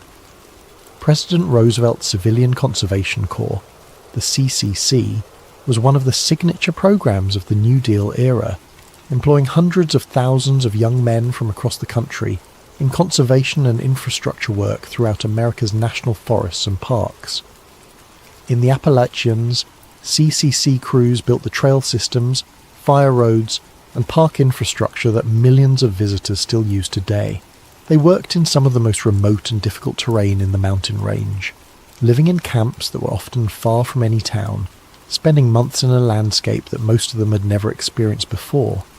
The records of the CCC's Appalachian operations are extensive and well preserved. The agency maintained detailed logs, correspondence, and personal accounts. It was, in many ways, a thoroughly documented organisation, which makes the gaps in those records all the more noticeable to researchers who look for them. Several camp journals, the day-to-day operational logs kept by camp supervisors, have been lost from the archives in a manner that the records management officials responsible for these collections have never been able to explain. Not damaged or deteriorated, not misfiled, simply absent from collections where their presence is documented in finding aids and inventories prepared before they disappeared. Among the surviving accounts, personal letters, diaries kept by individual workers, oral histories collected by later researchers, a consistent set of observations appears with a frequency that cannot be attributed to the folklore transmission that inevitably occurs when large numbers of people live closely together. Workers at certain camps and certain locations reported lights moving through the forest at night. Not lights associated with any known human activity. No lanterns or torches carried by other CCC workers or local residents. No vehicle headlights on roads that did not yet exist. No explanation that anyone involved considered satisfactory. Lights moving at heights and speeds, and in patterns that did not correspond to any natural phenomenon the workers knew. Workers reported feeling vibrations through the ground, a low-frequency oscillation that they could feel through their boots and bedrolls but could not hear clearly, a sensation described consistently as something happening deep underground, not nearby. Workers who slept on bare earth reported these vibrations waking them at night. Workers who mentioned the vibrations to supervisors found the subject quickly redirected. In at least 3 documented instances, work crews assigned to specific areas were suddenly and without explanation reassigned to locations miles away from their original work site. The reassignments came from above the level of local supervision, from regional CCC administrators who offered no explanation to the camp supervisors other than a restatement of the order. In 2 of these cases, the workers who'd been removed never returned to their original sites. In the 3rd case, workers who were briefly returned to finish specific tasks reported that the area felt different, that something about the landscape had changed that they could not specifically identify, but that made all of them uneasy. The CCC supervisors who documented any of this in their official reports found their reports reviewed and edited before filing. The nature of the edits, in cases where both draft and final version survive, is consistent. Specific observations about unexplained phenomena were removed, replaced with bland notations about routine operational decisions. Act 5. World War II Discovery Signal Interference, 1943. By the early 1940s, the electromagnetic strangeness of certain Appalachian locations had become more than a nuisance. It had become a military problem. The United States Army, preparing for the possibility that American soil might become a theatre of war and training personnel in the communications technologies that modern warfare required, established training installations throughout the eastern United States. The Appalachian region was a natural choice, remote enough for realistic field conditions, accessible enough for logistics, with terrain that provided useful challenges for training troops who might eventually operate in mountainous European environments. The communication difficulties began almost immediately. Radio communication, which was by 1943 a primary operational tool of the modern military, essential for battlefield coordination, behaved in the Appalachian training areas in ways that should not have been possible. In specific geographic zones, radio signals were absorbed, reflected, or distorted by mechanisms that the Army Signal Corps engineers assigned to investigate the problem could not identify. The interference was not caused by weather, which was the standard explanation for radio anomalies. It was not caused by natural geological features in any way that the available science could explain. It occurred in specific locations with specific consistency, regardless of atmospheric conditions. The phenomenon that most disturbed the Signal Corps investigators was what they called delayed echo transmission. Radio signals broadcast into certain mountain zones returned as echoes, which, in itself, was not unprecedented, as radio wave reflection from geological features was a known phenomenon. What was unprecedented was the delay. Natural radio wave reflections return almost instantaneously. The echoes occurring in the Appalachian anomaly zones returned with delays measured in minutes. For a radio wave travelling at the speed of light, a delay of minutes implies a propagation path of millions of miles. There was nothing, in any direction, that should have been reflecting these signals at that distance. The signals were being transmitted into the mountains and returning from somewhere that the physics of electromagnetic wave propagation did not allow. The Signal Corps filed classified reports. Monitoring equipment was installed at several locations in the worst affected zones.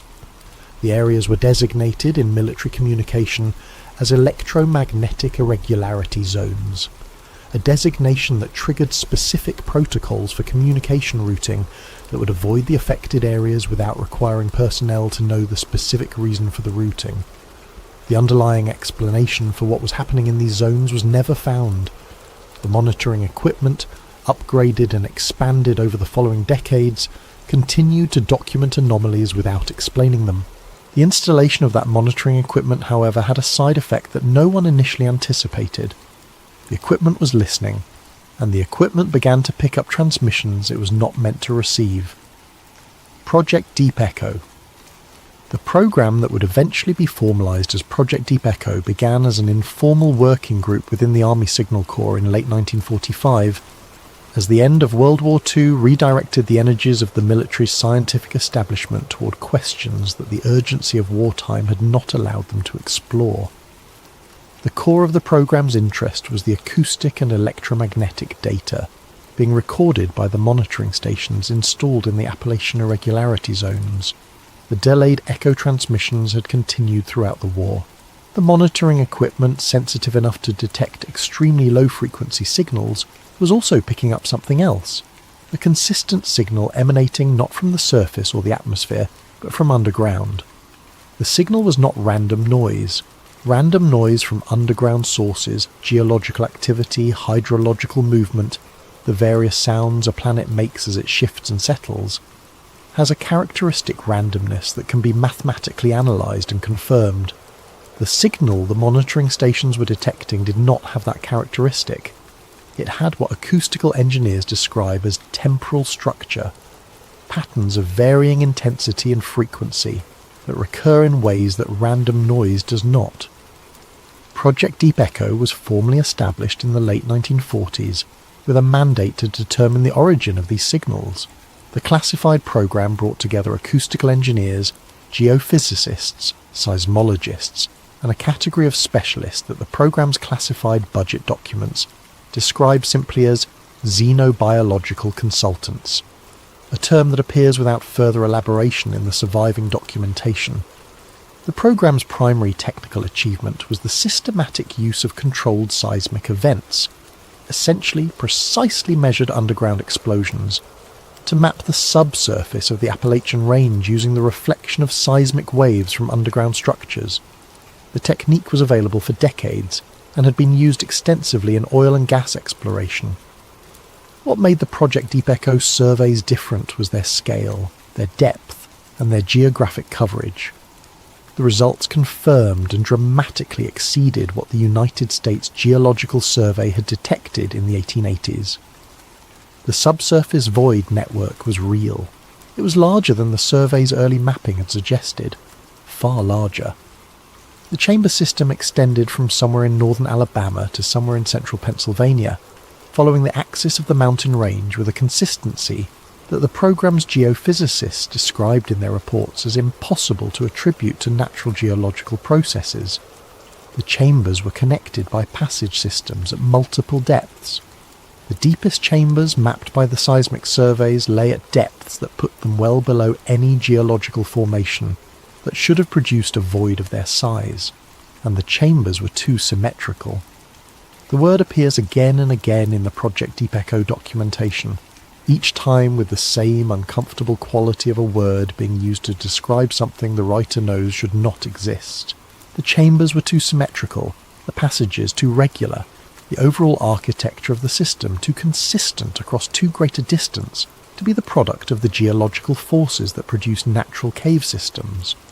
The program's xenobiological consultants, whoever they were, whatever that title actually meant, produced a classified assessment that is referenced but not reproduced in the surviving documentation. The assessment's conclusions are described in the program director's summary report as consistent with the hypothesis that the structures predate the current configuration of the mountain range and incompatible with natural geological formation under any process currently understood. The structures in the Appalachian subsurface were not formed by geology. They were there before the mountains existed in their current form. Whatever made them when the Appalachians were still young, or possibly even before, during the hundreds of millions of years of geological time that preceded any species capable of making such structures. The program continued. AST 6. The Cold War years. Underground infrastructure. 1950s and 1960s. The Cold War provided the United States government with a remarkably convenient justification for a significant escalation of its activities in the Appalachian region. The nuclear threat posed by the Soviet Union made the construction of hardened underground facilities for government continuity and military command an obvious and easily defended expenditure. Congress appropriated funds.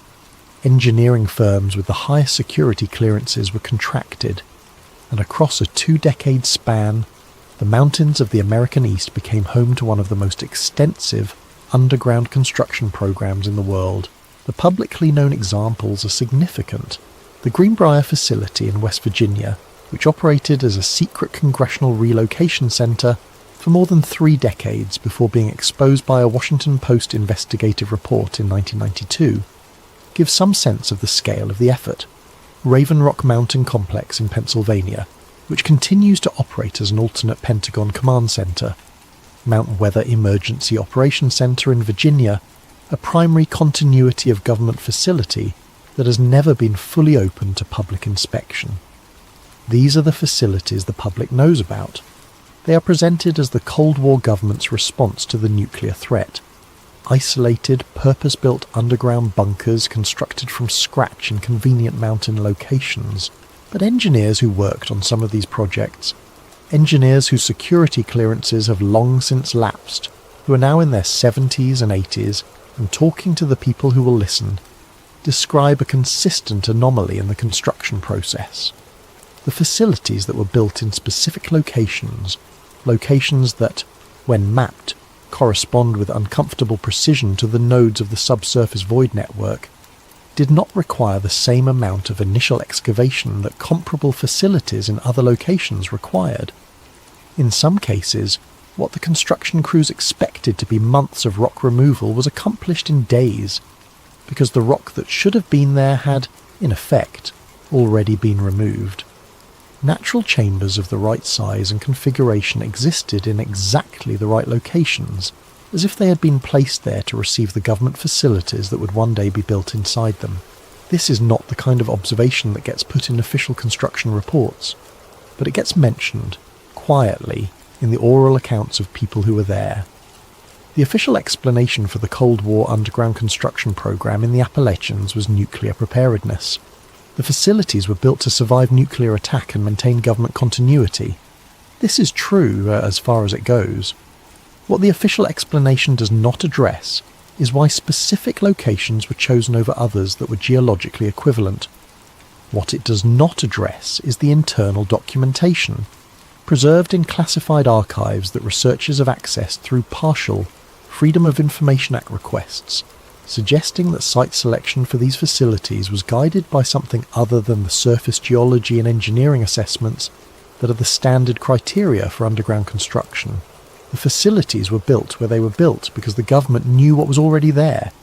The Cold War gave them the cover story. The program gave them the access points, and the access, once established, went both ways. The Appalachian Sounds. By the 1950s, something had changed in the acoustic character of the mountain range. The residents of rural West Virginia and Kentucky, the people who lived in the hollows and valleys between the ridges, who had lived there for generations, who knew the sounds of the mountains the way they knew the sounds of their own breathing, began reporting something new, not unprecedented. Their grandparents had told stories of sounds from the deep hollows, of vibrations felt through bare feet on warm summer nights, of low humming that the old-timers associated with the mountains themselves in the same way they associated the creek sound with the creek. These were old stories, embedded in the folklore of mountain communities with roots going back 2 centuries. But the sounds that people were reporting in the 1950s were louder, more frequent, and they were coming from places that had previously been quiet. The descriptions that appear in local newspaper accounts, in letters to county officials, in the records of state geological surveys that were occasionally dispatched to investigate complaints, are remarkably consistent. A low, resonant droning, not the high-frequency buzz of insects or the sharp sounds of mechanical equipment, but something felt as much as heard, a vibration that entered the body through the feet and the chest rather than the ears, coming from below the ground at a frequency that conventional audio equipment struggled to capture clearly. Trumpet noises is a phrase that appears repeatedly in the accounts, an attempt by people without technical vocabulary to describe something that vaguely resembled the lowest register of a brass instrument, but came from everywhere and nowhere at once, from the ground itself, at times of day and night when no natural acoustic explanation was available. The official response from state and federal geological authorities was consistent. The sounds were attributed to coal mining operations, to the natural settling of rock formations, to atmospheric acoustic phenomena. These explanations were delivered with the confident authority of institutional science and accepted, officially, by the agencies and newspapers that received them. Internally, the picture was different. An internal memorandum from a federal geophysical research agency, partially released in a Freedom of Information Act response in 2008, with significant portions redacted, describes monitoring data from the Appalachian Acoustic Surveillance Network that contradicts the public explanation. The membrane states, in the portion available to researchers, that the sounds being reported by residents originate below the depth of active mining operations in all affected counties, and that their acoustic signature is inconsistent with any mechanical or geological source currently operated or known to exist in the relevant geographic areas. Below the depth of mining operations, inconsistent with any known source. The memo is dated 1959. The sounds continue to be reported to this day. Act 7. The Creature Theory, the Wildlife Reports. Not all of what has been observed in the Appalachian wilderness fits neatly into the category of acoustic or electromagnetic phenomena. There is another category of observation, stretching across more than a century of documented reports, that requires a different kind of explanation. Game wardens and park rangers, the people who spend the most time in the most remote sections of the mountain range, whose professional lives are organised around observing and understanding wildlife, have filed, in numbers large enough to constitute a pattern, reports of encounters with something that does not belong in any existing wildlife catalogue. The descriptions share common features with a consistency that cannot be attributed to folklore transmission among professional wildlife managers who typically have no contact with each other's reports. Figures that are unmistakably not the wildlife species known to inhabit the region. Tall, pale, thin, taller than any human, with a quality of movement that witnesses consistently describe as fundamentally different from either human or animal locomotion, as if the mechanics of how it moves through space don't follow the same principles that govern the movement of every other living thing the observer has encountered. The eye reflection reports are particularly striking. Wildlife eyes reflect light in the dark. It's a function of the tapetum lucidum, a reflective layer behind the retina that improves vision in low-light conditions. Every experienced outdoors person knows what animal eye reflection looks like, and can generally identify species by the colour and intensity of the reflected light. The eye reflection described in these reports occurs without an external light source. In absolute darkness, where there is nothing to reflect, the observers nevertheless report seeing eyes that appear to emit their own pale luminescence, watching from distances at which the resolution of the visual image should not be possible. Movement through cliff faces. This detail appears in more than a dozen independent reports from different geographic locations across different time periods, and it is the detail that makes these accounts most difficult to process rationally. Witnesses describe seeing figures that appear to pass into or out of solid rock, moving through the face of a cliff or stone outcropping as if the surface were permeable, leaving no trace of an opening behind them. The witnesses who report this are not, in most cases, people who have any interest in reporting unusual things. They are professional wildlife managers, law enforcement officers, military personnel conducting exercises in the area. They are people for whom seeing something inexplicable is professionally awkward rather than exciting. These reports were filed through official channels.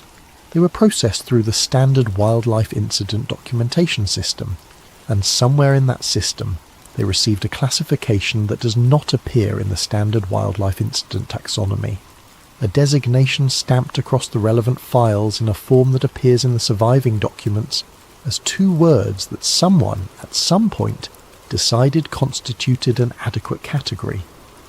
Subterranean fauna.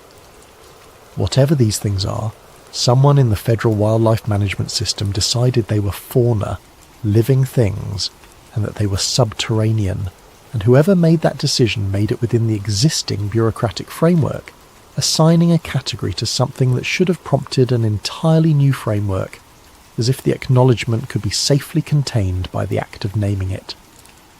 The biological hypothesis.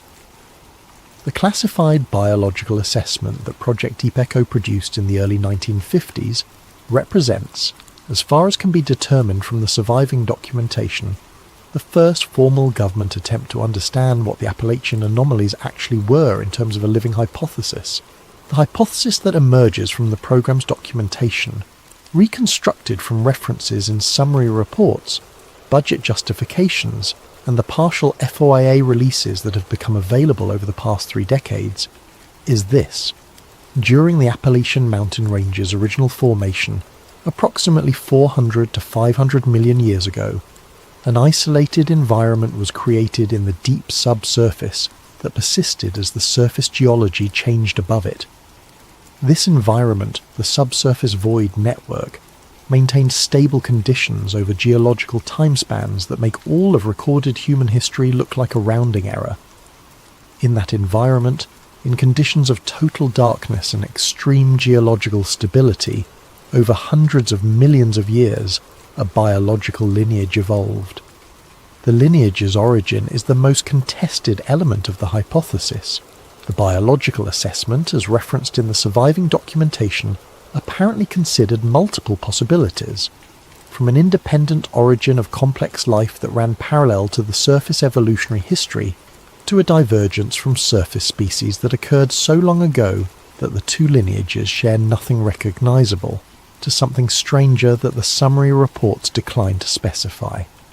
What the assessment apparently concluded is that whatever the lineage's origin, it has had hundreds of millions of years to develop adaptations suited to its environment. Those adaptations, as reconstructed from the biological assessment references, are striking. Vision optimized for environments where bioluminescent biological sources, rather than external light, are the primary visual input, which would explain the eye reflection reports, and would explain why the reflection appears to be emitted rather than reflected in standard optical terms. Acoustic sensitivity and production capability far beyond what surface species have developed. The ability to produce and receive extremely low-frequency sound that travels efficiently through rock and earth, sound that humans feel rather than hear, sound that can propagate through the subsurface void network over distances of hundreds of miles. Spatial navigation ability based on acoustic mapping of underground environments, essentially a sophisticated biological sonar capable of constructing and maintaining detailed three-dimensional models of complex underground terrain, allowing movement through the subterranean system with precision that surface humans with the best available technology cannot match, and a behavioural pattern, apparently deeply encoded relating to the surface world and the surface organisms that periodically enter the mountain wilderness above the subsurface void network. The biological assessment's conclusion on this point, as referenced in the program director's summary, is that human entry into certain geographic zones above the network triggers what the assessment describes as defensive survey response. Not an aggressive predatory response, not an attack, something more careful than that, and in some ways more disturbing, an observation response. Act 8. The modern investigation. The journalist Evan Calder spent 3 years building the case before he understood what case he was actually building.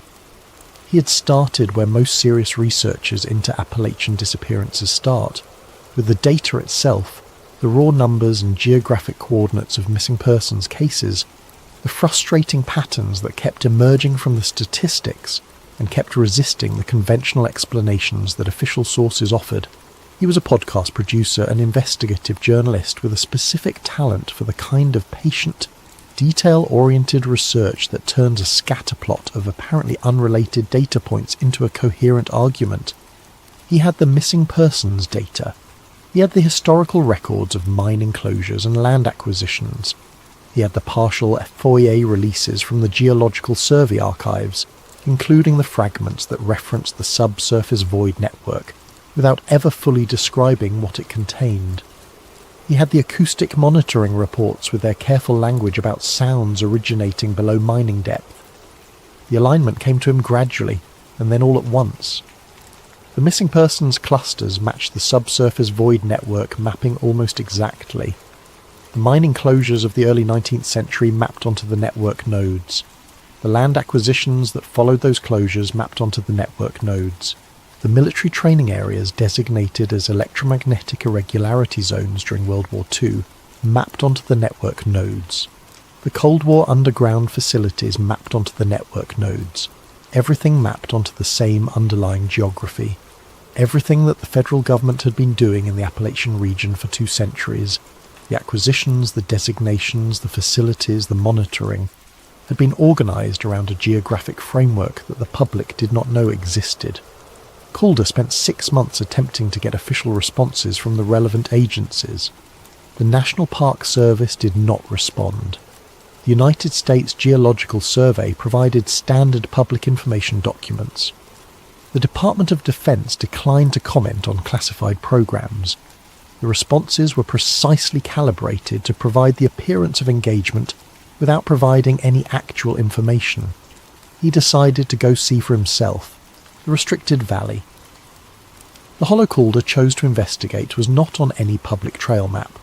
It appeared in the survey's public geographic databases as a blank, a section of terrain within the national forest boundary that the available record simply failed to document, as if a small geographic area had been editorially removed from the official record of what existed in that part of the mountains. He had found references to it in a CCC-era internal document, a memo from a camp supervisor to a regional administrator, discussing a work crew's unexpected encounter with a geographic feature that the supervisor described as a thermally anomalous depression with magnetic interference characteristics. The supervisor had been seeking guidance on whether to include the hollow in trail planning.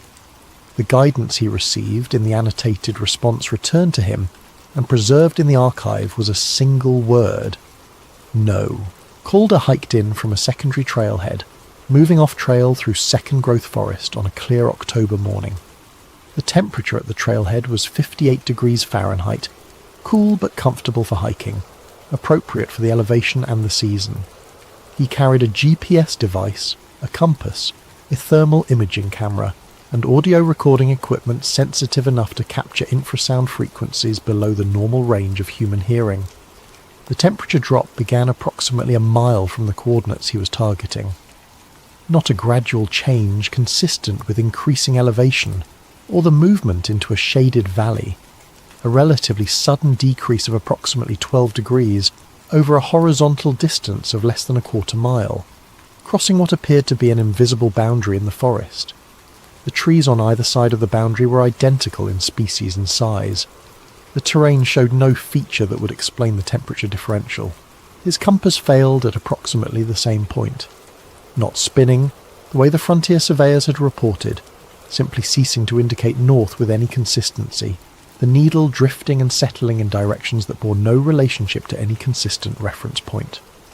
He switched to his GPS device, which continued to provide coordinates, but noted that the device's internal compass function had also ceased to function correctly. The sound reached him before he was within visual range of the hollow itself. Low is an inadequate word for what he recorded. The audio data from that day, which Calder later had analysed by an acoustics laboratory, whose staff had worked with NASA's infrasound monitoring network, showed energy concentrated primarily in the range of 0.1 to 2 Hz, frequencies so low that human hearing cannot detect them in the conventional sense, frequencies that are perceived by the body as vibration rather than sound, entering through bone conduction and proprioception rather than through the ear. The vibration was consistent, rhythmic, structured. The acoustics lab report describes its temporal pattern as non-random, with a period consistent with biological rather than geological rhythmic processes. A careful scientific way of saying that it had a rhythm, and that the rhythm resembled a heartbeat more than it resembled anything a rock formation produces. The thermal camera showed something he had not anticipated. The surface of the hollow was normal, rock and soil and fallen leaves showing thermal signatures consistent with the ambient temperature of the space. But approximately 4 meters below the surface, the thermal camera was detecting movement. Not geological movement, not the slow thermal differential produced by underground water flow or geothermal gradients. Movement that changed position between frames, that appeared and disappeared, that followed trajectories consistent with something navigating a space rather than with any passive thermal process. Something was moving beneath the ground. Calder stayed for 2 hours. He did not see anything on the surface of the hollow. He heard nothing audible in the conventional sense. but the infrasound continued the entire time he was there, and the thermal camera continued to show movement below the surface. And then, as he was preparing to leave, it stopped. Everything stopped. The infrasound cut out as abruptly as if someone had thrown a switch. The thermal camera showed nothing below the surface. The forest around the hollow went silent in the way that forests go silent when every living thing in them simultaneously decides that something significant has happened. He packed his equipment and left quickly, not running, but moving with the focused urgency of someone who understands, on a level below rational analysis, that they should not be where they are. He did not look back. Act 9. The Revelation. The declassified fragment. The document arrived in response to a Freedom of Information Act request that Calder had submitted 14 months earlier and largely forgotten about, buried in a queue of similar requests that typically produced either a formal denial or a stack of heavily redacted papers offering nothing of substance. This response was different. The release was partial. 4 pages out of what the cover sheet indicated had been a document of considerably greater length, with the remaining pages withheld under exemption citing national security and internal government deliberations. The redactions within the 4 available pages were extensive, black bars covering passages of text that could be sensed but not read, blocks of deleted material that represented entire paragraphs, entire sections of analysis and observation that someone had decided, even after more than 50 years, could not be shared with the public. But enough remained. The document was headed Appalachian Subsurface Monitoring Directive, 1971. The agency of origin had been redacted. The names of the signatories had been redacted. The specific program designation had been redacted. What remained was a fragment of bureaucratic language that had the quality of all the most significant government documents. Dry, careful, precise, written in the specific style of people who know that what they are describing is extraordinary and have determined that the best way to manage that extraordinariness is to describe it in language so ordinary that it disappears into the bureaucratic background noise. Several lines in the surviving text have been reproduced in Calder's published account of his research and have been verified as authentic by document authentication specialists who examined the original release. One line reads, "Contact avoidance remains primary objective." A second reads, "Population stable, behavioural patterns consistent with previous reporting periods." A third reads, "Surface awareness unacceptable, remediation protocols to be maintained." Calder stared at these 3 sentences for a very long time before he understood what they meant. Not individually. Individually, they were impenetrable in the way that all bureaucratic language is impenetrable, drained of context and specificity by the redaction surrounding them. Together, they told a story. Contact avoidance remains primary objective. There is something to avoid contact with. The avoidance of contact is not an accident, not a passive consequence of the something's behaviour, but an active goal, a primary objective, the most important thing the program is trying to accomplish. Someone has decided, and someone has formalised the decision into institutional language, that contact must not occur. Population stable. There is a population, not a geological formation, not an electromagnetic phenomenon, not an acoustic anomaly, a population of something. Something that exists in sufficient numbers to have a population that can be assessed for stability, that can be described as not growing or shrinking in the way that populations grow or shrink. Surface awareness unacceptable.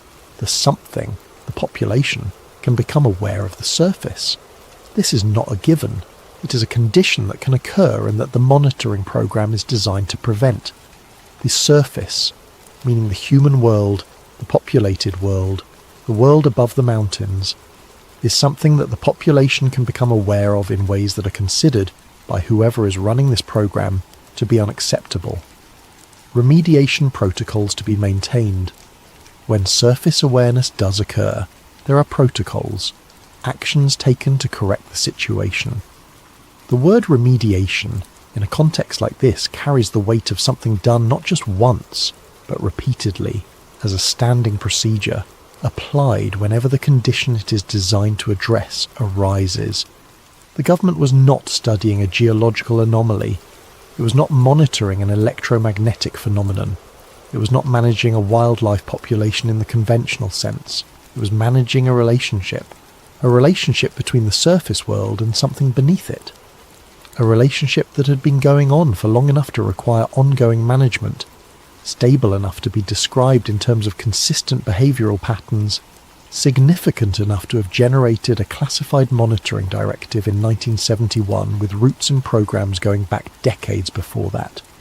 The disappearances, the mining closures, the restricted areas, the monitoring stations, the Cold War bunkers built into pre-existing cavities, all of it organised over more than a century and a half around the management of a relationship that the public did not know existed. The government was not hiding monsters beneath the Appalachian Mountains.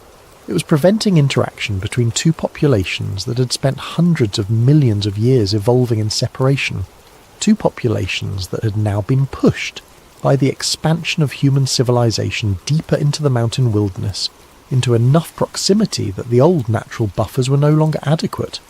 It was acting in the dry language of bureaucratic management as a buffer. The national parks and national forests of the Appalachian region, managed, protected, kept as wilderness, kept free of the development that had consumed so much of the Eastern American landscape, were not solely what they appeared to be. They were a management strategy, a way of maintaining the separation that the monitoring program required, a way of keeping human populations dense enough to be monitored but sparse enough in the deep wilderness not to trigger the response that deep wilderness entry provoked. The mountains were managed. The wilderness was managed. The disappearances, the ones that happened when management failed, when someone went deeper than they should have, when the buffer was breached, were managed as well, with the quiet efficiency of an institution that had been doing this for a very long time. The final night Calder returned to the hollow on a night in late November, 3 months after his first visit. He set up his equipment at the edge of the accessible terrain, within the range where his instruments functioned and outside the zone where the electromagnetic interference rendered them useless. He set up audio recording, thermal imaging, and a standard video camera that he left running continuously. He settled in to wait. The forest was cold and absolutely still. The stars were clear above the ridgeline to the east, the sky that particular shade of deep blue that appears only at high elevation on windless winter nights. For 2 hours nothing happened, and then the forest went silent. Not quiet. It had been quiet throughout, the quietness of a remote mountain wilderness in the dead season. But at a specific moment, every sound that remained, the occasional crack of a branch cooling in the night air, the distant sound of a stream somewhere in the valley below, the barely perceptible rustle of leaves in a breeze he couldn't feel, stopped, all at once, as if someone had pressed a button. In the silence from the ridge below his position, a knocking sound. He had heard recordings of knocking sounds reported in these mountains. They appear in accounts going back decades, described consistently as wood striking wood, a sharp impact repeated in patterns that varied from location to location, but maintained an underlying structure that resisted classification as a random natural sound.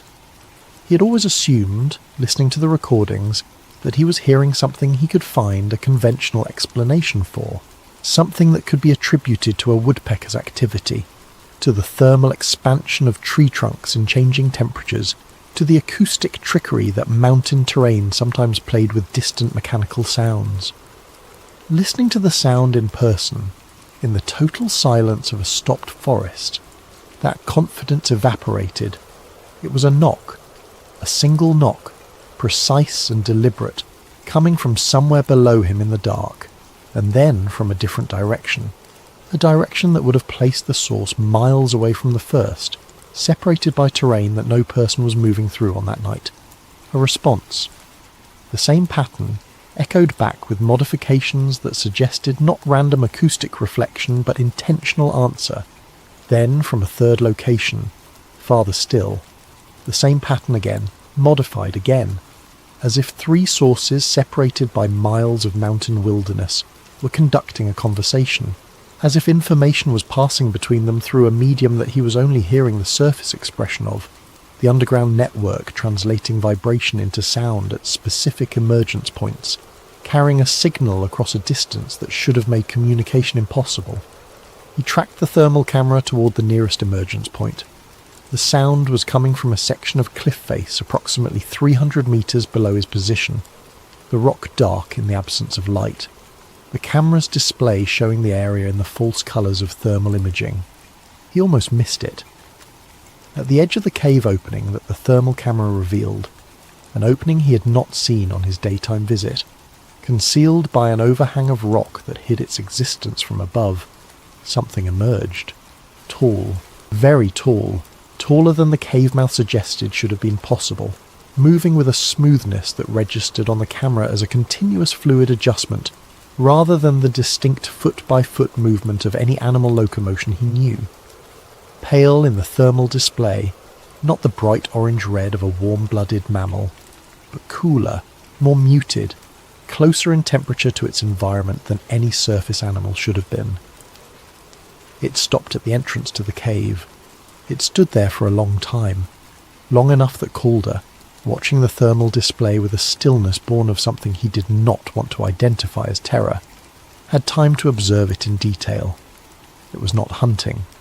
There was nothing in its posture, in the positioning of its body in relation to his own position, that read as the behaviour of a predator assessing prey. It was not displaying, the way an animal displays when it detects a perceived threat. It was not moving toward him or away from him. It was watching, standing at the mouth of its entrance into the surface world, far below him on the dark cliff face, aware of him with a precision that defied the darkness and the distance, aware of the equipment he was carrying, aware of what he had been doing in this place, aware, perhaps, of him specifically in a way that implied a knowledge of human individual identity that he was not prepared to consider, and watching, not with hostility, not with the aggressive readiness of something deciding whether to attack, with the patient, evaluating attention of something conducting an assessment, something that had encountered his presence in its territory and had decided, after whatever internal deliberation governed its responses, to come and look. Then it was gone, back through the cave mouth, into the mountain, in a movement so quick that the thermal camera barely caught the transition. The forest stayed silent for 3 minutes after it disappeared. Then, all at once, every sound returned. The branch crack, the distant water, the leaf rustle in the unfelt breeze, as if permission had been given, as if the assessment had concluded. Epilogue. The oldest mountains. Here is what we know. The Appalachian Mountains are 480 million years old. They are the oldest mountain range in North America, one of the oldest on Earth, survivors of geological catastrophes that reshaped the planet's entire surface while they endured. They contain, in their deep interior, a network of subsurface structures that multiple federal scientific agencies have documented, studied, and classified over more than 100 years of systematic investigation. Those structures are not natural formations. The geological record of the Appalachian region does not support their formation by any process that geologists understand. They were there before the mountains reached their maximum height.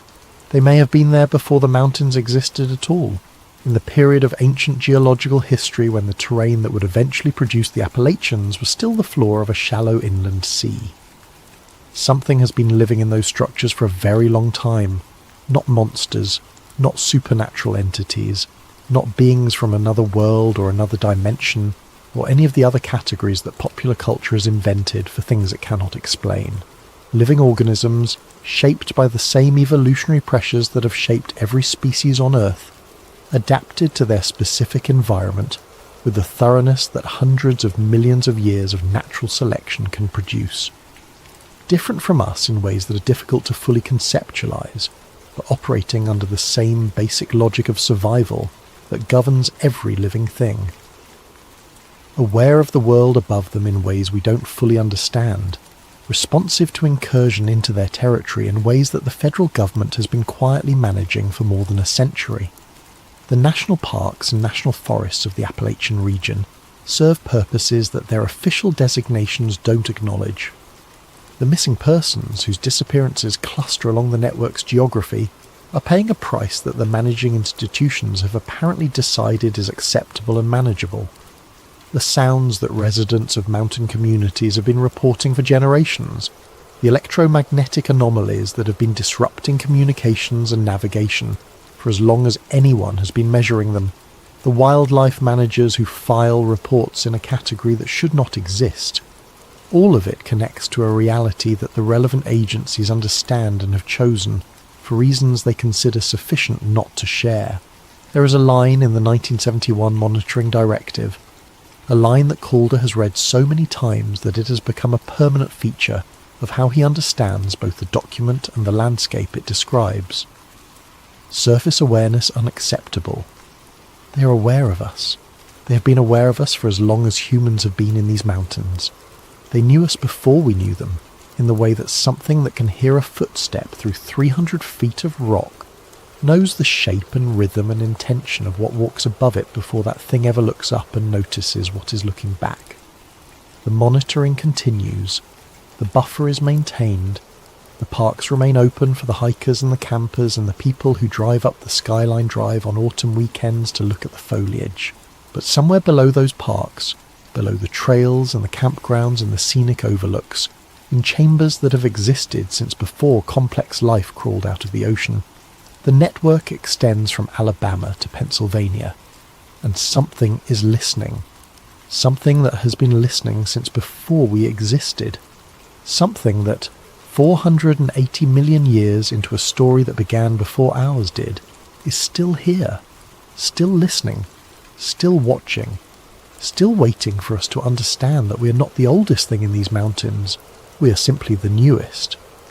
And the mountains, patient, ancient, indifferent to the brief human drama playing out on their weathered surfaces, have been keeping that secret for longer than we have had language to ask the question. The boots are still beside the sleeping bag. The fire is still warm. The GPS tracker sent its last signal at 2:13 in the morning, 62% battery remaining, from coordinates that correspond almost exactly to a void in the official geographic record of that section of Pisgah National Forest. Daniel Mercer has not been found.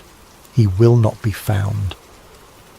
And in the quiet hollows of the oldest mountains on Earth, in the darkness below the darkness we can see, something continues its patient, unbroken observation of the surface world above it, watching us the way we watch an anthill, with the particular detached interest of something vastly older, encountering something new, something loud and brief and blindly